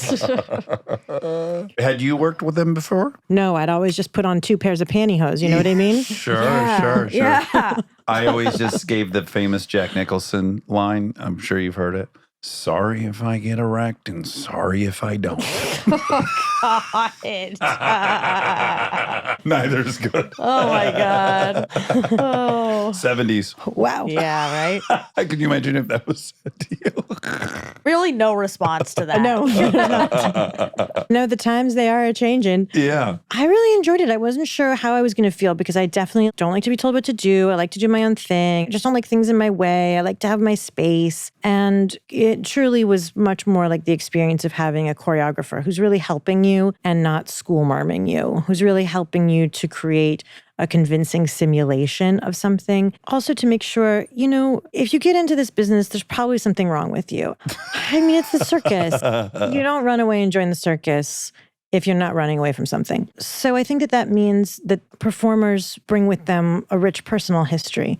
And I applaud this move forward.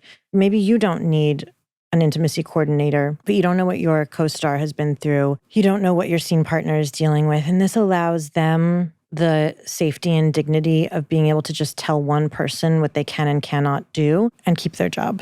So I'm all for it. That part's fantastic. I guess what scares me is you're already trying to do something that can't be choreographed in life. And you're trying to do it in this really crazy situation, which there's cameras, there's 15 people in the room. So already for me, I'm fighting against the mechanization of this thing you're hoping to capture. I agree with everything you're saying. And I hope that I've always been really responsible and kind. And I've always just chatted with people beforehand. But I just fear this layer of, okay, now this whole thing has already been talked about, decided. How on earth will this look natural and fluid? I think, though, it can be adjusted and it can change, but there's one person who knows the safe word. Like you might go to the intimacy coordinator and say, I want to fuck. Well, you might go to the intimacy coordinator and say that. But, you might say, nothing's off limits for me. I'm completely comfortable and I have nothing that you need to know about. And so there's no workaround there. They're not like, well, you're not allowed to do that. It's just like if somebody else has boundaries, something that they don't want to show, something they don't want touched, the intimacy coordinator protects that without it being obvious to the rest of the crew. Nope, so-and-so won't do that. They have a personal history. But the truly great thing about it, though, is because you are simulating something, you have to sell it for that lens. I might be doing what I think, but it's not translating because of where the camera is. So it's not selling that this thing is actually happening. And one of the things I thought was so valuable with the intimacy coordinator is she could help you sell it to a frame. Jay and I both know that I'm giving him a blowjob. We're fine with that, and we know what that might look like and what that might ask each of us to do, but we don't know how to simulate a blowjob. Totally. Right. How do you not make it look like you're bobbing for apples? Yeah. How do you create the proper tension? And now this is a job that's been around for a while. When intimacy coordinators first came on the scene, you're like, you were a PA yesterday. Like, what do you mean you're the intimacy coordinator? It's like the COVID officers too. You're a COVID safety officer based on what? Because you had the Purell? Yeah, right. So they were these kind of made up jobs to meet a moment, but now these jobs have become really fulfilled and filled by skilled, qualified people. And we really relied on her expertise. It's incredible. I'm blown away with your performance. I want to tell you one, it's not an intimacy coordinator, but it's one sex scene story of mine. I was doing something where it got to the point where the lawyer's talking about what can be shown. I'm not shy at all. My deepest insecurity, though, is that anyone would see my butthole. I don't want anyone to see my butthole, and I'll show you everything else. Zero self-consciousness. And I get into the scene. We're walking, okay, you're going to be on top of her. And I go, and where's the camera? And I see it's on the floor, looking up at the bed, and I'm on top, and it's going to see my feet first. And I'm like, they're definitely gonna see my asshole. I know cameras work. And I'm like, oh my God, they're gonna see my asshole. We do a take. It's a long take. And then I lay down for take two. I'm certain the whole crew just saw my butthole. And the director comes in and he takes a sheet and he moves it up just to cover my asshole. And I'm like, okay, that's confirmation. The entire gang just saw my butthole. See, the intimacy coordinator would have known. Might have been like, hold on. I think we might just need to bring the camera up just a bit. It's so hard too, because you know that monitor is going out. There's taps all over set. There's dailies. And, some editors like, the studio. We have butthole here. Cut. Okay. But I just felt the sheet be pushed up between the butt. Confirmation of your worst fear. Truly, I've learned throughout my life. I've been delusionally unaware that I'm 6'2", that I'm white, that I'm all these things. And so when the crew sees my butthole, I'm not in danger. There's nothing to be that afraid of for me. And so it is a completely different dynamic. Like I can laugh about that, but it's a different scenario that for years I didn't really even take time to consider. I always say like the worst thing that can happen to you on a set is that you're going to be embarrassed. Embarrassment, we can live with that. The stakes aren't as high as they are in real life. Look, the stakes are high because you want to do a good job and you want to get another job and you want to continue to have a livelihood. But embarrassment, we can live with. Yeah. The last thing I want to say about the sexuality in the show is what occurred to me midway through was, oh, this is distinctly female. I've grown up watching tons of different sex scenes in different movies, and they have almost been exclusively written by men or directed by men. And there was something very unique and tangible about this whole journey that felt definitively female. Thank you. That's what we were going for. We Yeah. were like, is there such a thing? Because the camera is the male gaze. And is it even possible to make a camera a female gaze? So that was definitely something that was on our mind while we were making the show. Yeah, you accomplished it. It's a completely different version of this tale than I've ever seen. That was the defining thing, is that it was clearly all women making this. And the defining dangerous genius of Liz Merriweather. Yes. Because, when you're making a show like this, the scripts keep coming. You sign on to a show, but you don't have all 8 episodes. You don't know what the heck's going to happen. You've got 1 episode and you're kind of crossing your fingers. She just hits them out of the park. Script after script. We're shooting. She's show running and writing and editing, all these things that go into the title showrunner, and then delivering these scripts. Yeah. Unbelievable. It's crazy. To me, where the comedy is this intersection between your fantasy and reality. I feel like that's constantly explored. One after another, you have an idea of what's going to be great. And then where the rubber meets the road, there's just so much comedy. I've thought about, what is gallows humor? It's not really laughing at something or making a joke because something is sad. The humor is ever present. It's just the ability and the desire to locate it, to say, I want to attach laughter to this experience. Because you could just look through the whole thing darkly. You could just say, ugh, this didn't go the way I wanted it to. This didn't go the way I wanted it to. And I'm dying of cancer. And the real life Molly in the podcast, she has this totally innocent bemusement about the situations that she would find herself in, and also a complete lack of judgment about what people wanted to do and what their bodies craved and how she was a part of that and how it made her own body feel. She was this observer. Like an anthropologist. And also, I don't want to use the word angel because she's like a very real person, but she was looking for the best version of things and sitting in a neutral space about bodies. Even when she's talking about her cancer treatments and what's happening to her body and how her body is failing and all of the secretions that a body can make, and that they're happening in tandem. And sickness is something that is being done to your body, and your body is acting against your own will, and that sexuality is something where you can have strong ideas. You can sort of both be in control and out of control, influenced by the other person, and then learning more about yourself in the process of it. And that these two kind of bodily experiences, both full of feeling and surprises and smells, she found a way to hold both experiences right until the very end. She was in hospice and she was still looking for ways to appreciate and love her own body. She really loved putting on like beautiful lingerie. She would take a picture and she would send a sexy selfie, and some guy would be like, oh, that was amazing, thank you. She refused to deny herself any pleasure in the midst of all this pain. I don't know if this is intentional or this is just what my projection is. It seems that she entered the experience with the curiosity of a novel experience, which is like what I would hope I could accomplish in that time. Let's explore this new thing. Yeah, because how do you know what you want until you try it? If you've been conditioned to believe that a certain kind of sexuality is acceptable, okay, normal, how do you even know what's out there? And how do you know if you like it or don't like it, or if it's for you? What's inherently bad or good about a specific sexual activity? People are like, that's bad or kinky, or that's in this bucket, but what makes that bucket that bucket? Patriarchy. Yeah. But things that we've inherited make that bucket that bucket. I hope that the generational turnover is going to drain that bucket into the bucket of, first of all, normal, acceptable, great, pleasurable, and also personal. Yes. It belongs to you. I remember I asked Nikki, I was like, what did people say when Molly found out she had stage 4 and she was dying, and then told everybody that she was going on this sexual journey? Did that open her up to any judgment? Were people like, oh my God, you're never going to believe what Molly is doing?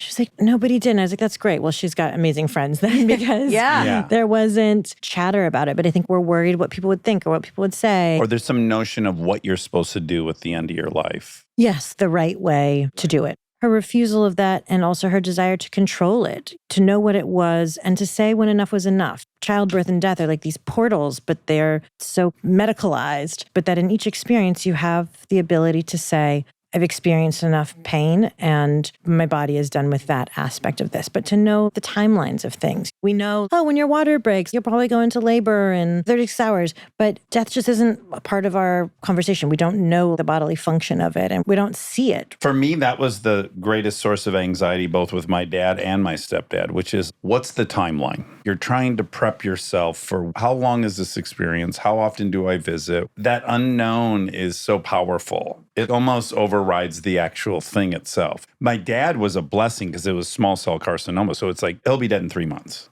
Do it all. That was great in retrospect. My stepdad was like 2.5, 3 years of prostate cancer. So it's like, when do you plan the trip? When is it too late for this? It's really hard to come up with that game plan when you actually don't know what amount of time you're dealing with. Right. And also the hope that what if there's more, and the treatment cycles that a person has to go through. I haven't been with somebody at the end of their life. That's not something that I know intimately, but I know that the information is so powerful to have hospice care. You can have a death doula in the same way that you used to have a birth doula, but somebody who really supports you and walks you through and helps you do it on your own terms, and it helps you understand end-of-life care. I know somebody actually who switched from being a birth doula to being a death doula. That place is so information-rich. There's so much encoded stuff about really how to live and to be witness and to give that person the experience that they want in their body. I think we are starting to look at it correctly. There seems to be a movement like Atul Gawande where it's like, don't just look for longevity. The goal shouldn't necessarily be 11 months instead of 9 months. It should be, what do we want to do? That's like a bigger question and maybe more important than, are we going to try to get 11 or 9? Squeeze every day out that we can. Measure it a little differently or evaluate it differently. Also, the irony of we're so obsessed with the timeline of death, we don't know about any of us. Yeah. We can just go through life as if, well, that's far away, but our timeline could be any minute. Yeah.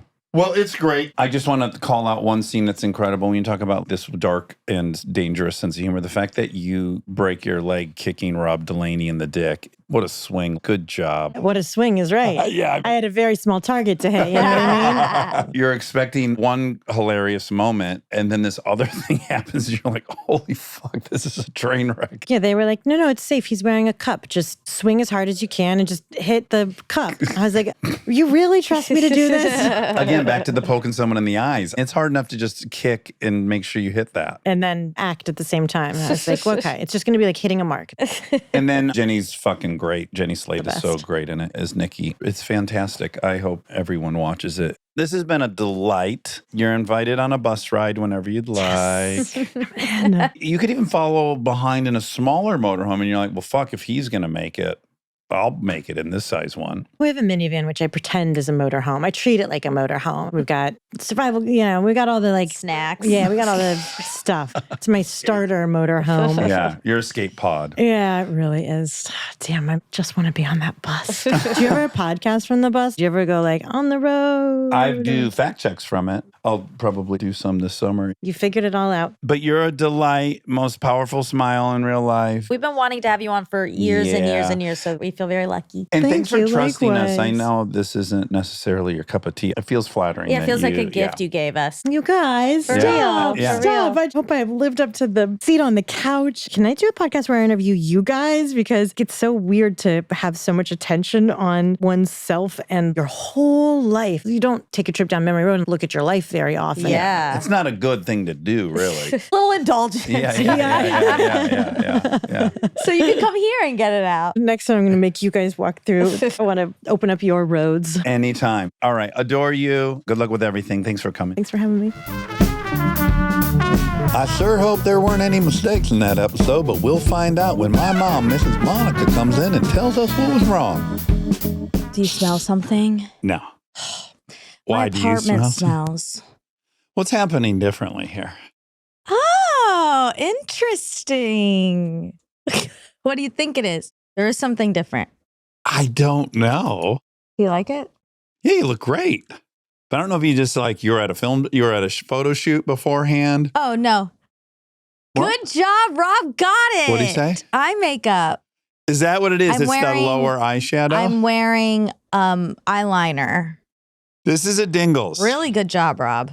I was looking specifically at the darkness there and wondering, is that all that's happening? Okay. But a major Dingles, because last night I hosted Charlie and I tried to do old movie night for his kids and my kids. And then Charlie's so much younger than me. He hasn't seen a lot of classics. Sure. He hadn't seen Raiders of the Lost Ark. Okay. Last Neither have night- I.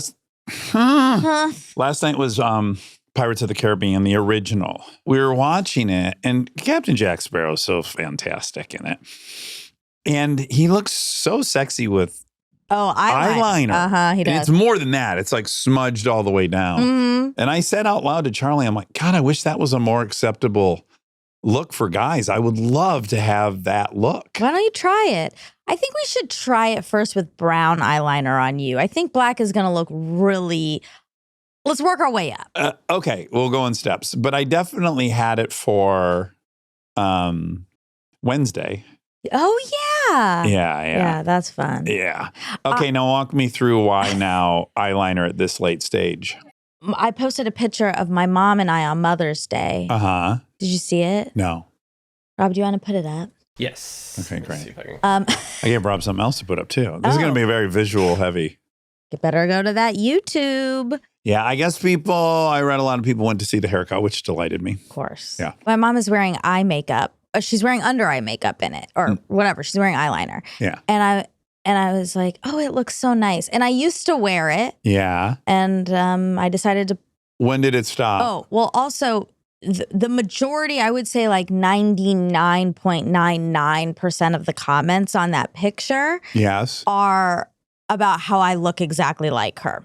Interesting. Yes. Yeah. I take it as a major compliment. Are you wearing eyeliner, baby Monica, in this photo? No. Okay. Look not. at the size of your eyeballs relative. That's like Vinny. You got a similar ratio. Oh, that's Impossible. a dream to look like Vinny. Yeah, your head is only like 3x your eyeball size, which is unique. But her eyes are very big too. They're huge and banging. Yeah. Yeah. And so Big anyway, eggs. That's how you can tell someone has big eggs. okay, the size of their eyes. Yeah. They're correlated. Anyway, so she is wearing eyeliner, if you can see, under Yeah. her eyes. And I thought it looked really pretty. And so I wanted to bring it back. I think she looks like Alana Glazer too. What? That feels What? That feels left field to me, but It does? mhm. Yeah. Well, she looks so cute. We Yeah, love she does Normie. she does look so cute. My dad, And you look I'm like a little guy, like a little boy. She got a little boy. okay. Nobody wants to hear that. God, your compliments have gotten so bad. I have some photos of me I'll share with me carrying, I carried a purse for like 2 years. And so I'll get you Okay. some of those and you can go, oh, what a beautiful little Well, girl. I'm not gonna. Okay. Okay. I wouldn't say that. I'm not trying to hurt your feelings all the time. Anyways, very cute pic. Anyway, so that's what the eyeliner is about. Because you saw your mom in it and you're like, well, why aren't I And I wearing thought it looks pretty. And since Yeah. we look the same, I was like, oh yeah, I should start doing that again. Right.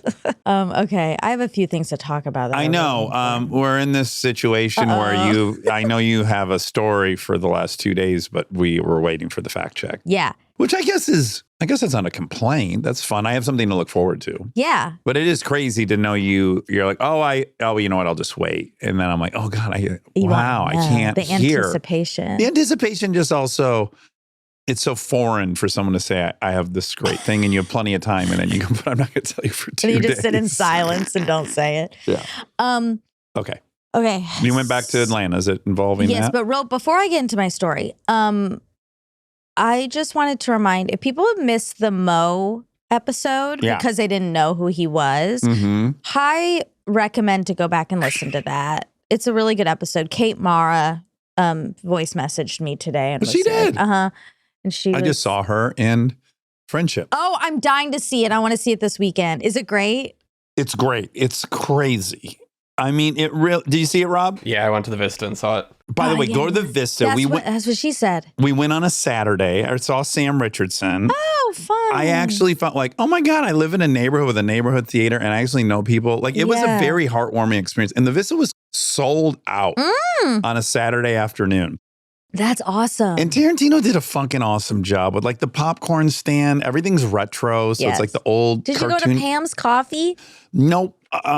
Just to the movie, but the popcorn, Nathan's hot dogs, the way the signage is very nostalgic. It's awesome. Yeah. And it's an insane movie, and it tests how much you can fuck with the historic role of a protagonist, like in Aristotle's Laws of Story, because it's Tim. Yeah, Tim Robinson, and he's being very Tim Robinson. He's going berserk. Yeah. And you kind of want everyone in his life to just get rid of him because but he's your hero. So it's like this. Right, Rob? Yeah. He's insane.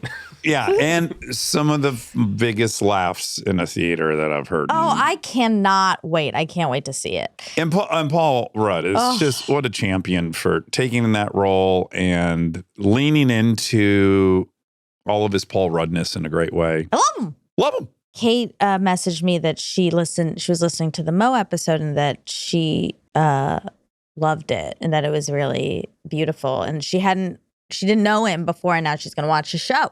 Oh, wonderful. Yeah, most of the comments are people saying I wasn't aware of them. This is one of my favorite episodes. Yeah. Great. So check it out if you haven't seen that or listened to that.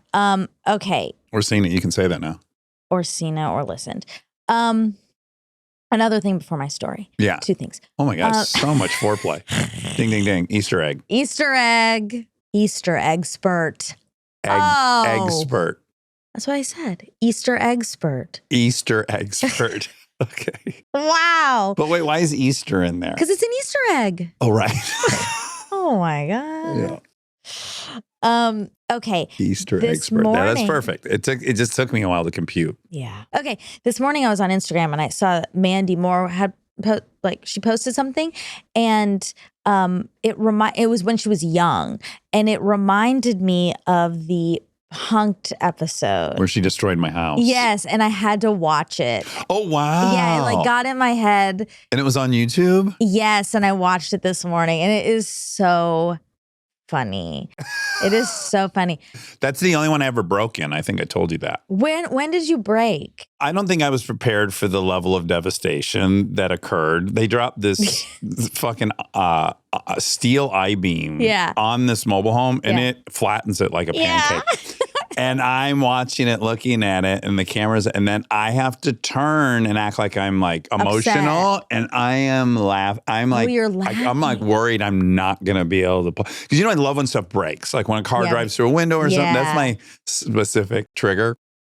Yeah, and I had to turn around for a minute and like regroup. Oh, is that when you said I have to go see what the damage is? No, I think I had gotten it together by then. What an fun. Insane bit that was. It's really fun for me to see you before I knew you. Oh, tell me how.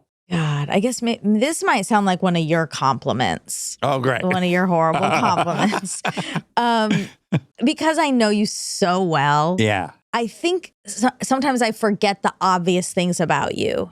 Like when I'm watching it, I was like, God, he's so funny. Oh, wow. Thank you.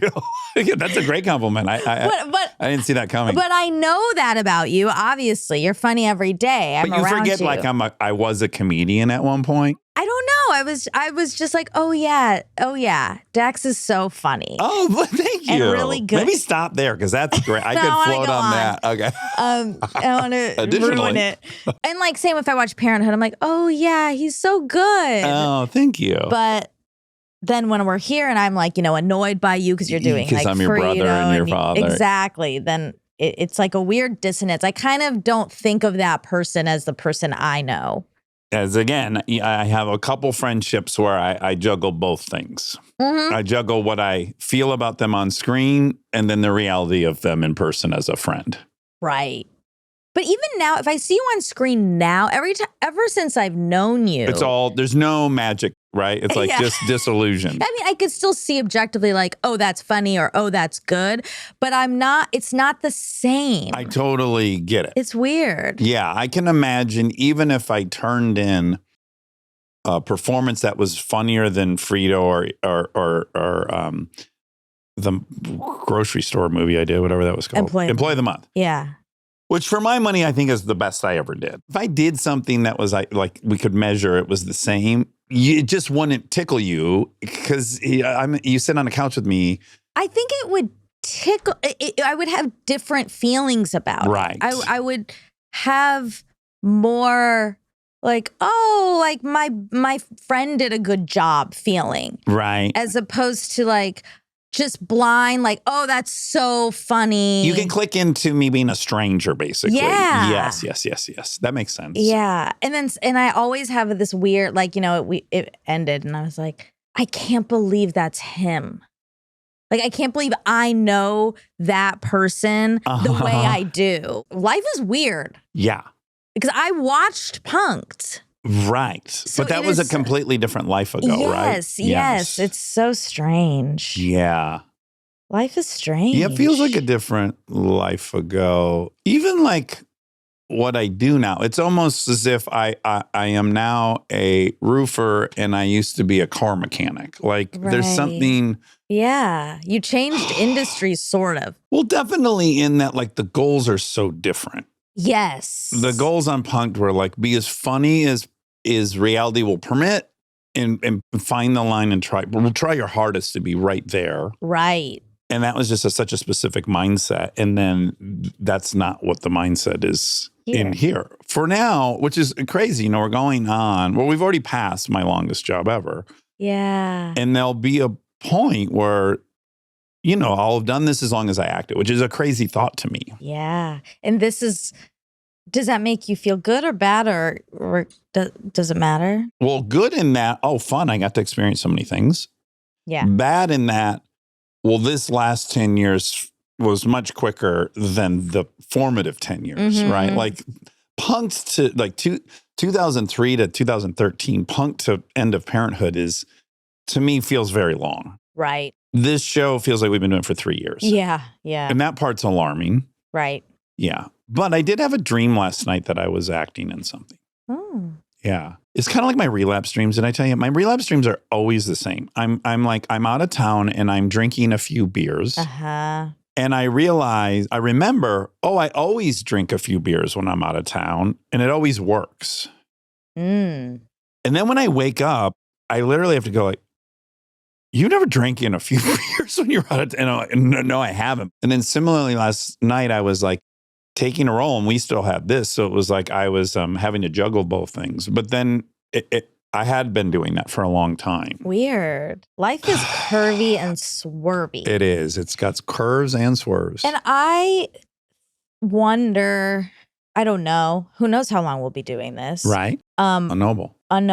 But I think what's weird for me is sometimes I wonder, like, this potentially is your acting.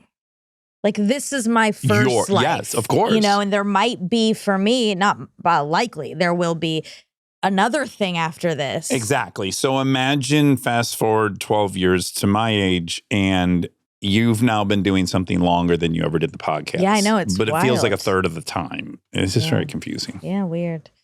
Anyway, it was really funny. If you want to check that out, it's on YouTube. While you're on YouTube, go ahead and head over to the Armchair Expert. And subscribe. We've never asked anyone to subscribe. I've always been really adverse to asking that. But go ahead and subscribe. Yeah, go fucking subscribe, even if you're never going to watch it. Well, you should watch it. Okay, I guess I've just been taking in a lot of you on accident. Oh, so sorry. Because, I've been down a Malcolm Gladwell rabbit hole. Yeah, just for fun. Because I remembered how great the show is. Yes, after I listened to the Joe Rogan one and then the RFK one, was like, fuck, this show's so good. I forgot. And I thought, oh, I'm sure I've missed a lot of these episodes. So I should go back and look at some. And he did a bunch before Revenge of the Tipping Point or during that time. We had him on for that show. So I don't think I was paying much attention to revisionist history then. But I was like, oh, I'll check this out. And there's one, I just have to really, really commend him. And actually one's a ding, ding, ding, because it's about him basically saying there's a section in the Tipping Point about the broken windows theory, which comes up in an upcoming episode for us, which is funny. Yeah. And he comes on and he says, I was wrong about that. He straight up says, I was wrong. This is why. And it is so interesting to hear someone just come out and be like, this thing that got a ton of traction for him. Yeah. Is wrong. Because it extended into stop and frisk? Yeah, but it now looking at it over time, crime went down after stop and frisk was taken away. And all these people, Giuliani, Trump, are used, and they use the phrase, right? They use broken windows. Yeah. And he's like, that's not why, but they use it as a scare tactic. And he said, I believed it. Yeah. And now I know it's not true. And it was really funny. You know, he plays this clip from Giuliani and then he plays a clip of Trump saying it. And he says, sometimes I stay up at 3 a.m. and I think, oh God, did he read the Tipping Point too? And everyone read it. And that's such a weird thing to think. Like you wrote something that everyone read and was persuaded by. The pressure. That's a lot of pressure. Yeah. And again, you can't really consider that when you're writing. Yeah, you can't, but it's just wild. Anyway, so then he has a couple episodes on the Varsity Blues, the kids who, parents who paid for their kids to go to Ivy League universities. And you are in those episodes. I am? Yeah, you're a voice actor. Oh, when they get to the trials. Oh, shit. Yeah. I did. Wow, that's funny. I never listened. I never listened to that. Me and Britt Martley. Yes. Funny, because I listened to when we redid the Little Mermaid. But I didn't listen to that. That's crazy. It was so weird because I was just like listening to these episodes and all of a sudden he's like, and to play blah, blah, blah, these, lawyers. He's like, my voice actors, Britt Marling and Dax Shepard. And I was like, well, oh my God, what is going on? Infiltration. Yeah, full infiltration. And then you go into your bathroom and I go, hi. You talk to me through my speaker. Anyway, so that was great. I'll try to keep it coming. I'll try to do You're some just more. popping up all over more the surprises. place. I got to get on a makeup tutorial. I got to get on a fashion podcast. Yeah, you do. Oh I got to get on Elizabeth and Andy. Exactly. Yeah, okay. yeah. Now I have a story. Okay. I was home to visit my mom for Mother's Day, and I heard the craziest story. And I was like, maybe I shouldn't bring it up because it's like it is sort of political, but it's wild. And I feel like I have to share it. My friend's sister lives in pretty rural Georgia. Mm-hmm. And she has a kid in preschool because the public schools really aren't very good. What's like the PC term for that? Whatever. They're not good. Underperforming? Yeah, I guess so. She sends her kid to a private school in rural Georgia, and it's pre-K through 12. Okay. So for I don't know if it was Halloween or something, they threw this like big assembly event, and each grade had to dress up as a theme. And so the pre-K was like, superheroes and princesses or whatever. Yeah. Standard theme. And then one of the themes for like a youngish grade, look to me like third grade, I saw pictures of this, was Hurricane Helene. That was the theme. Oh, interesting. Yeah. Yeah. Which is like, what do you play? Wind, broken house? Exactly. So some people were like the hurricane. God, that's a They got fucked. What one girl was a FEMA check. Okay. And I mean, that's on story. But why do Hurricane Helene? I mean, yeah, why? Oh, because, well, if they were in Northeast Georgia, I know that it ravaged Asheville's very close to there, and it got submerged underwater. It ravaged Augusta. Right. But that's also why it's weird, right? Like if we did the fires. Exactly. Yeah. Exactly. Yeah. Like it impacted that area. Okay, one more chance at generosity here. Go ahead. Remember I was saying the time 100, like first 40 are so easy. Oh, yeah, Sure. that person who dodged a bullet. That actor. The last 15, you're like, he had a great golf swing. You don't even. Sure. So 12th grade, maybe they just got to third grade last. And they're like, we have used every category. Well, you haven't heard the knockout punch here. Okay. There's another grade. The theme was the Trump assassination. And this is real. This is almost impossible to believe. Exactly. And yeah, forget politics, just like exactly the assassination of anybody. I know. Yeah. And all these boys are dressed up as like Secret Service. And then there's one boy dressed up as Trump. And he has the full mask. He's like wearing a mask, a Trump mask, and like, his ears all bandaged up. And then there's like, kids, 5th grade-ish looking kids in MAGA hats. And it was like, oh yeah. And also what my friend, she was like, this is how it happens. Like if you have any questions about like if you're like, living in California and you're like, I just don't get it. This is how. Yeah. It starts so young. Yes. Like, isn't that wild? It's wild. And I don't know why this is my compulsion. I don't want you to be mad at me. And I know I don't want to get mad at you, and I don't want it, and it's fine if it's your compulsion. But my friends who are also like my friends who were shocked by this, right? Yeah. They're Georgia people. They're not what you would say coastal city elites. Exactly. And they're like, there's no way that's real. So I think that's very extreme. Yeah. And I think it's bonkers. Yeah. Yeah. And they are in rural Georgia hearing about a real case here in LA where a child identified as a cat and they put a litter box in the bathroom. Okay. So I only say that to just say, if we focus on the crazy ones, like they're on both sides and neither are really that representative. But no school here is doing dress up like pretend you're a cat day. No, but they're putting a litter box in the bathroom. That's truly craziness. That's one story you heard, right? Like that's not a sweeping thing. Right. This person is our president. Yeah. He was elected. Like, no, I'm only talking about the school's decision. I'm hoping that's as rare as the litter box in the bathroom. That's all I'm saying. Yeah. Is I'm just my optimistic self is hoping that is rare. I don't know. I mean, it's either. a private school. Right. So here's what I would hate is someone hears the litter box story, right? They're in Georgia.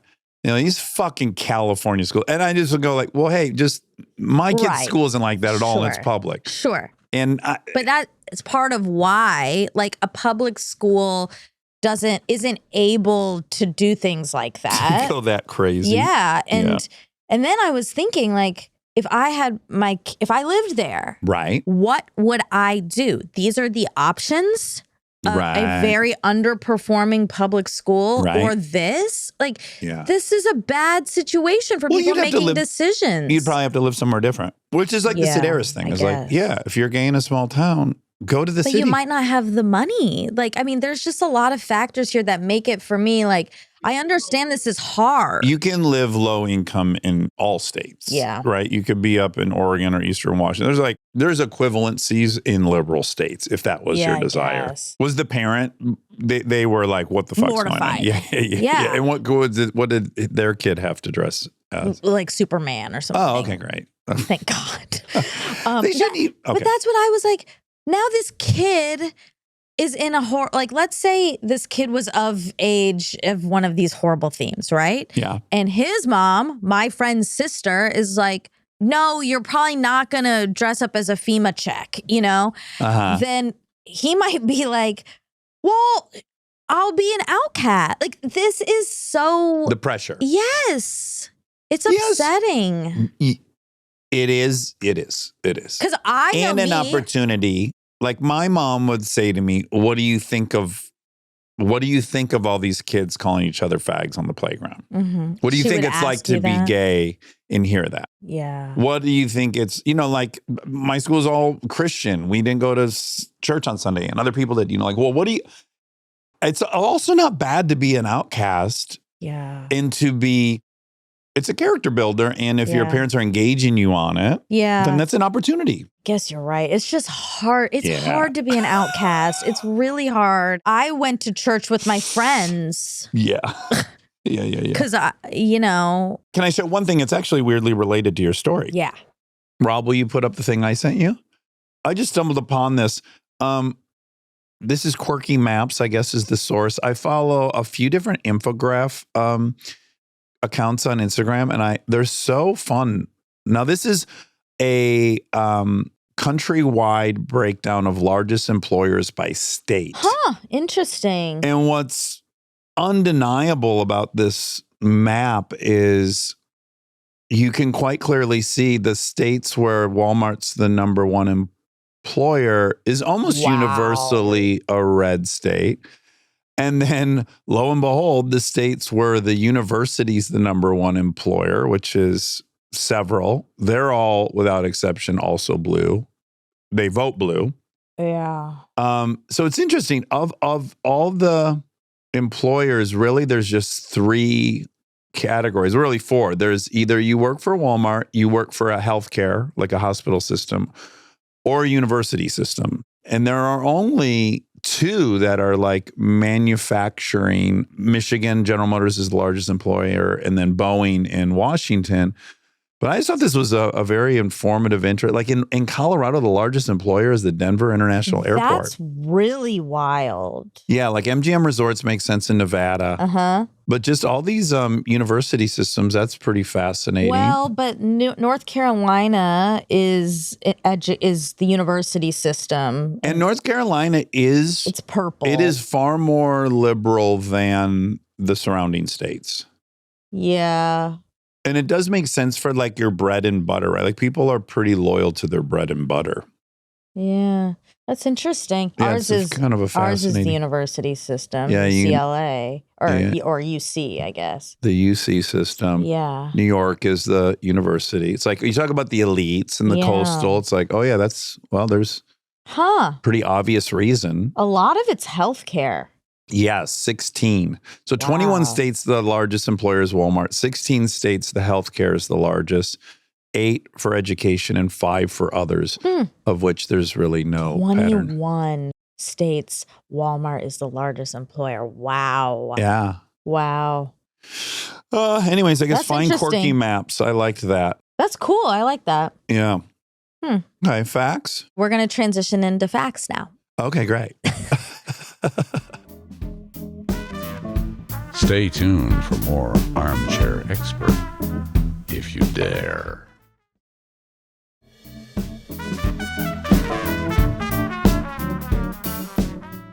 Okay, Michelle, facts. Larry Mantle. Oh, great. Mm-hmm. He deserves this. He is a man.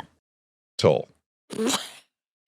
Okay, Larry Mantle is an American radio talk show host and journalist on the Southern California NPR station LAist. LAist? LAist?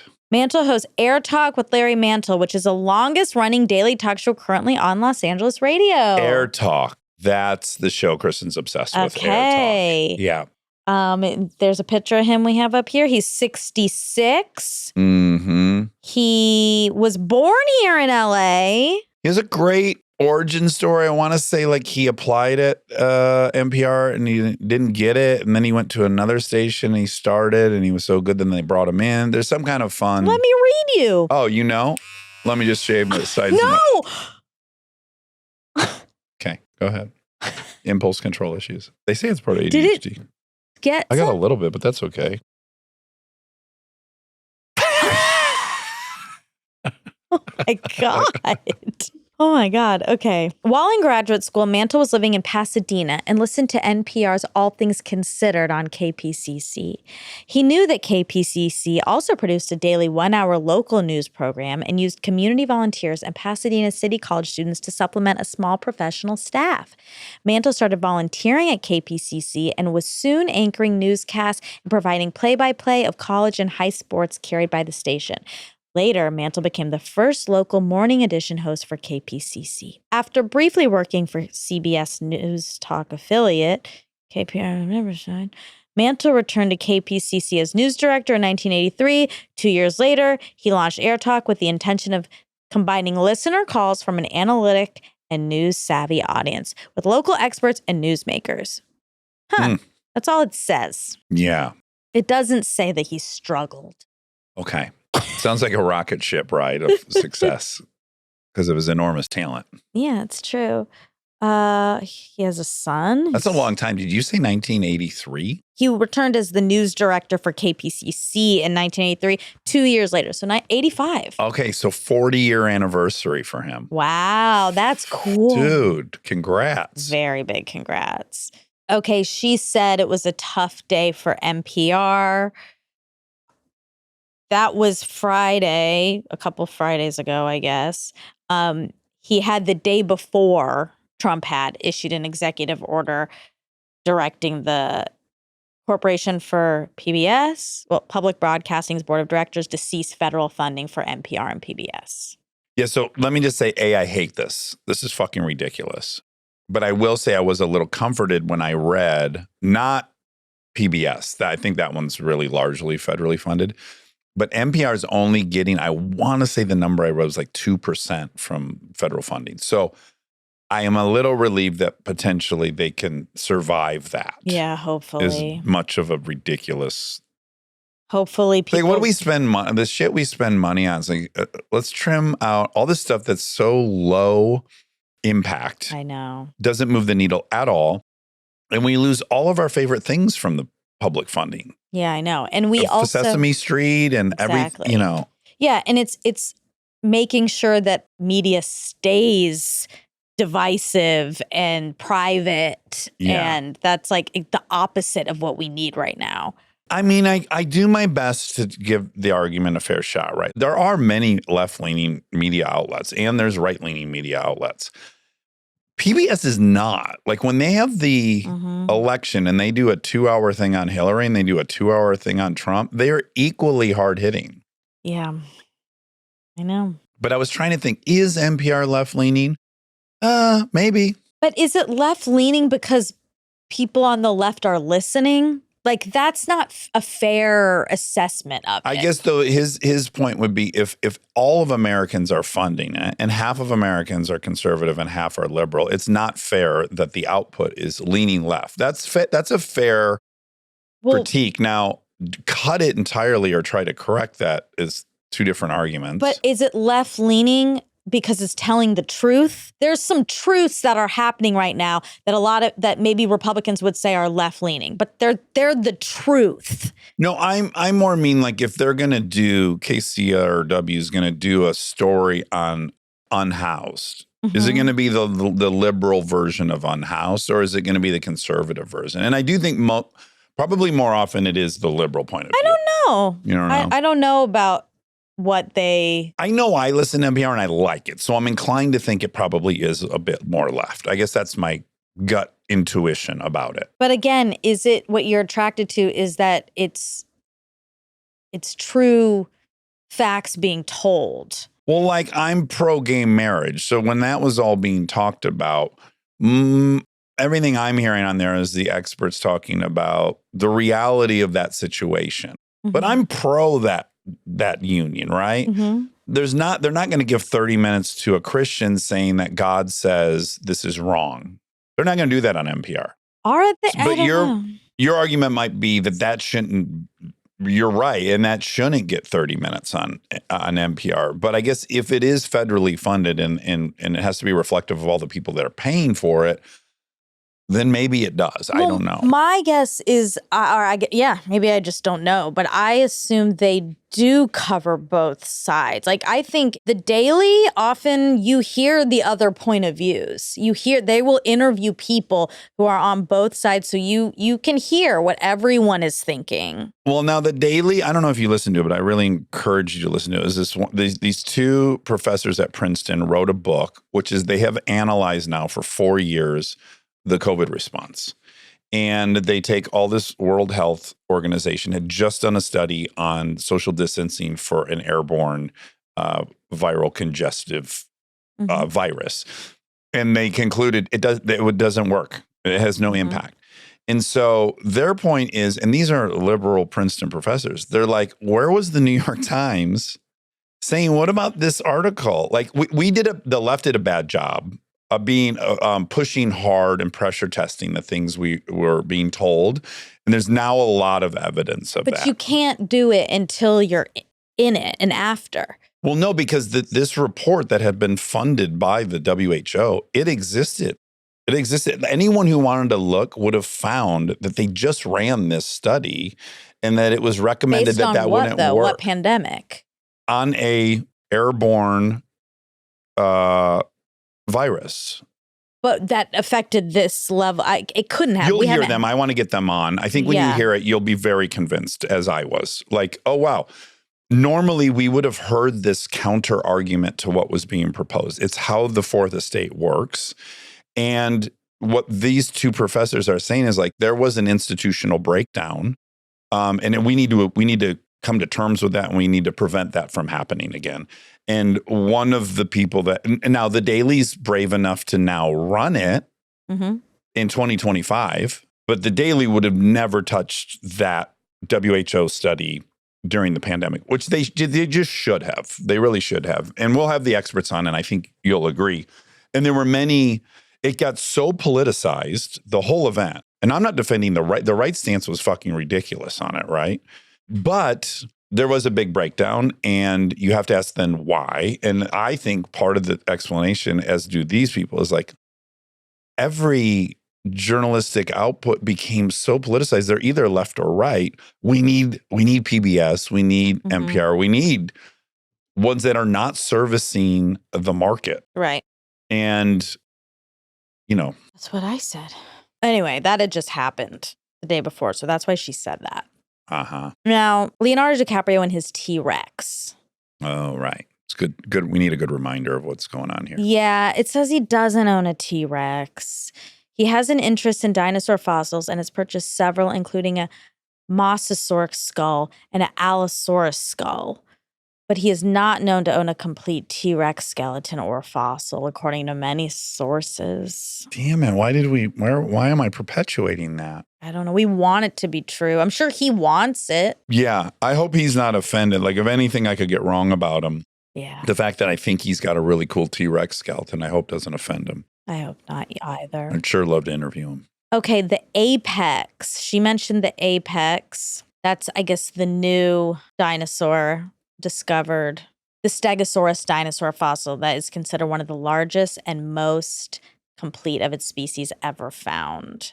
It was discovered in Colorado, and it's at the American Museum of Natural History. Look at that. Wow, that's so cool. Those plates are enormous on the back. Yeah, they are. That's virtually what I was looking at installing on top of our gates. Oh, wow. Yeah. We're always just trying to replicate what nature already figured out. Yeah. Ooh, imagine getting spiked with one of those. Yeah. But it's so clever because they get attacked from behind. Yep. Good luck. Good luck. It's so hard for my brain to integrate that that's real. That those things really walked this earth. Oh, yeah. Yeah. And like, what will be here? What will be here? In a billion years? Yes. Yeah. Okay. Now, Malcolm said on this episode of Revisionist History, the Joe Rogan one that we talked about, he said about his dad in the interview he did with Michael Gervais. He said something very sweet about understanding his dad more in death than now. And I wanted to find that clip. Oh yeah, I'll go back. To not to participate in that spirit. Well, I'm getting a little emotional talking. Yeah. I'm in danger. When I talk about my father, I start crying. So yeah, what is that about? I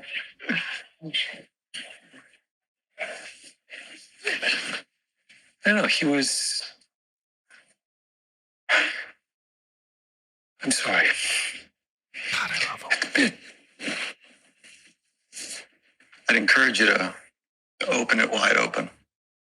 There I was, on stage in front of hundreds of people, perfectly happy. Then my dad came up, and all of a sudden I became overwhelmed. And I was embarrassed. It wasn't what I intended. I wasn't there to bare my soul. Didn't I just say 10 seconds before that the Glabos are not emotional people? I want to move on, but Gervais won't let me. So off we go in an entirely new direction. I do cry every time. He's been gone 5 years. And a friend of mine said, two friends of mine said two very beautiful things that I've always remembered. One was a friend of mine who was writing something about his father, and he said, my father died 20 years ago today. I know him better today than I did back then. And That's the part. I think about that nearly every day. And So sweet. So sweet. It is so sweet. You know, hearing that makes something for me makes so much more sense, which is Malcolm one time randomly sent me a text that said, I stumbled upon the thing you wrote about your dad. Yeah. And I didn't know you were such a great writer. Oh, that's nice. And it just made me like sore. Yeah. And I thought, how on earth did he stumble upon that? But it's interesting because he's talking about a friend who wrote about his father who's dead. And this definitely happened within the time that his dad had died. Oh, right. Yeah. And it's conceivable that like he was on the search reading for that stuff. Yeah. Sweet Malcolm. God, hearing him like that is so endearing. It really is. Oh, we love him so we do. much. He's so special. We really love him so much. But that is such a beautiful sentiment that you can keep knowing people past their and that time the here. Grieving is how you keep someone alive is also sweet. That's it. That's it, Dakota. All right, love you. Love you.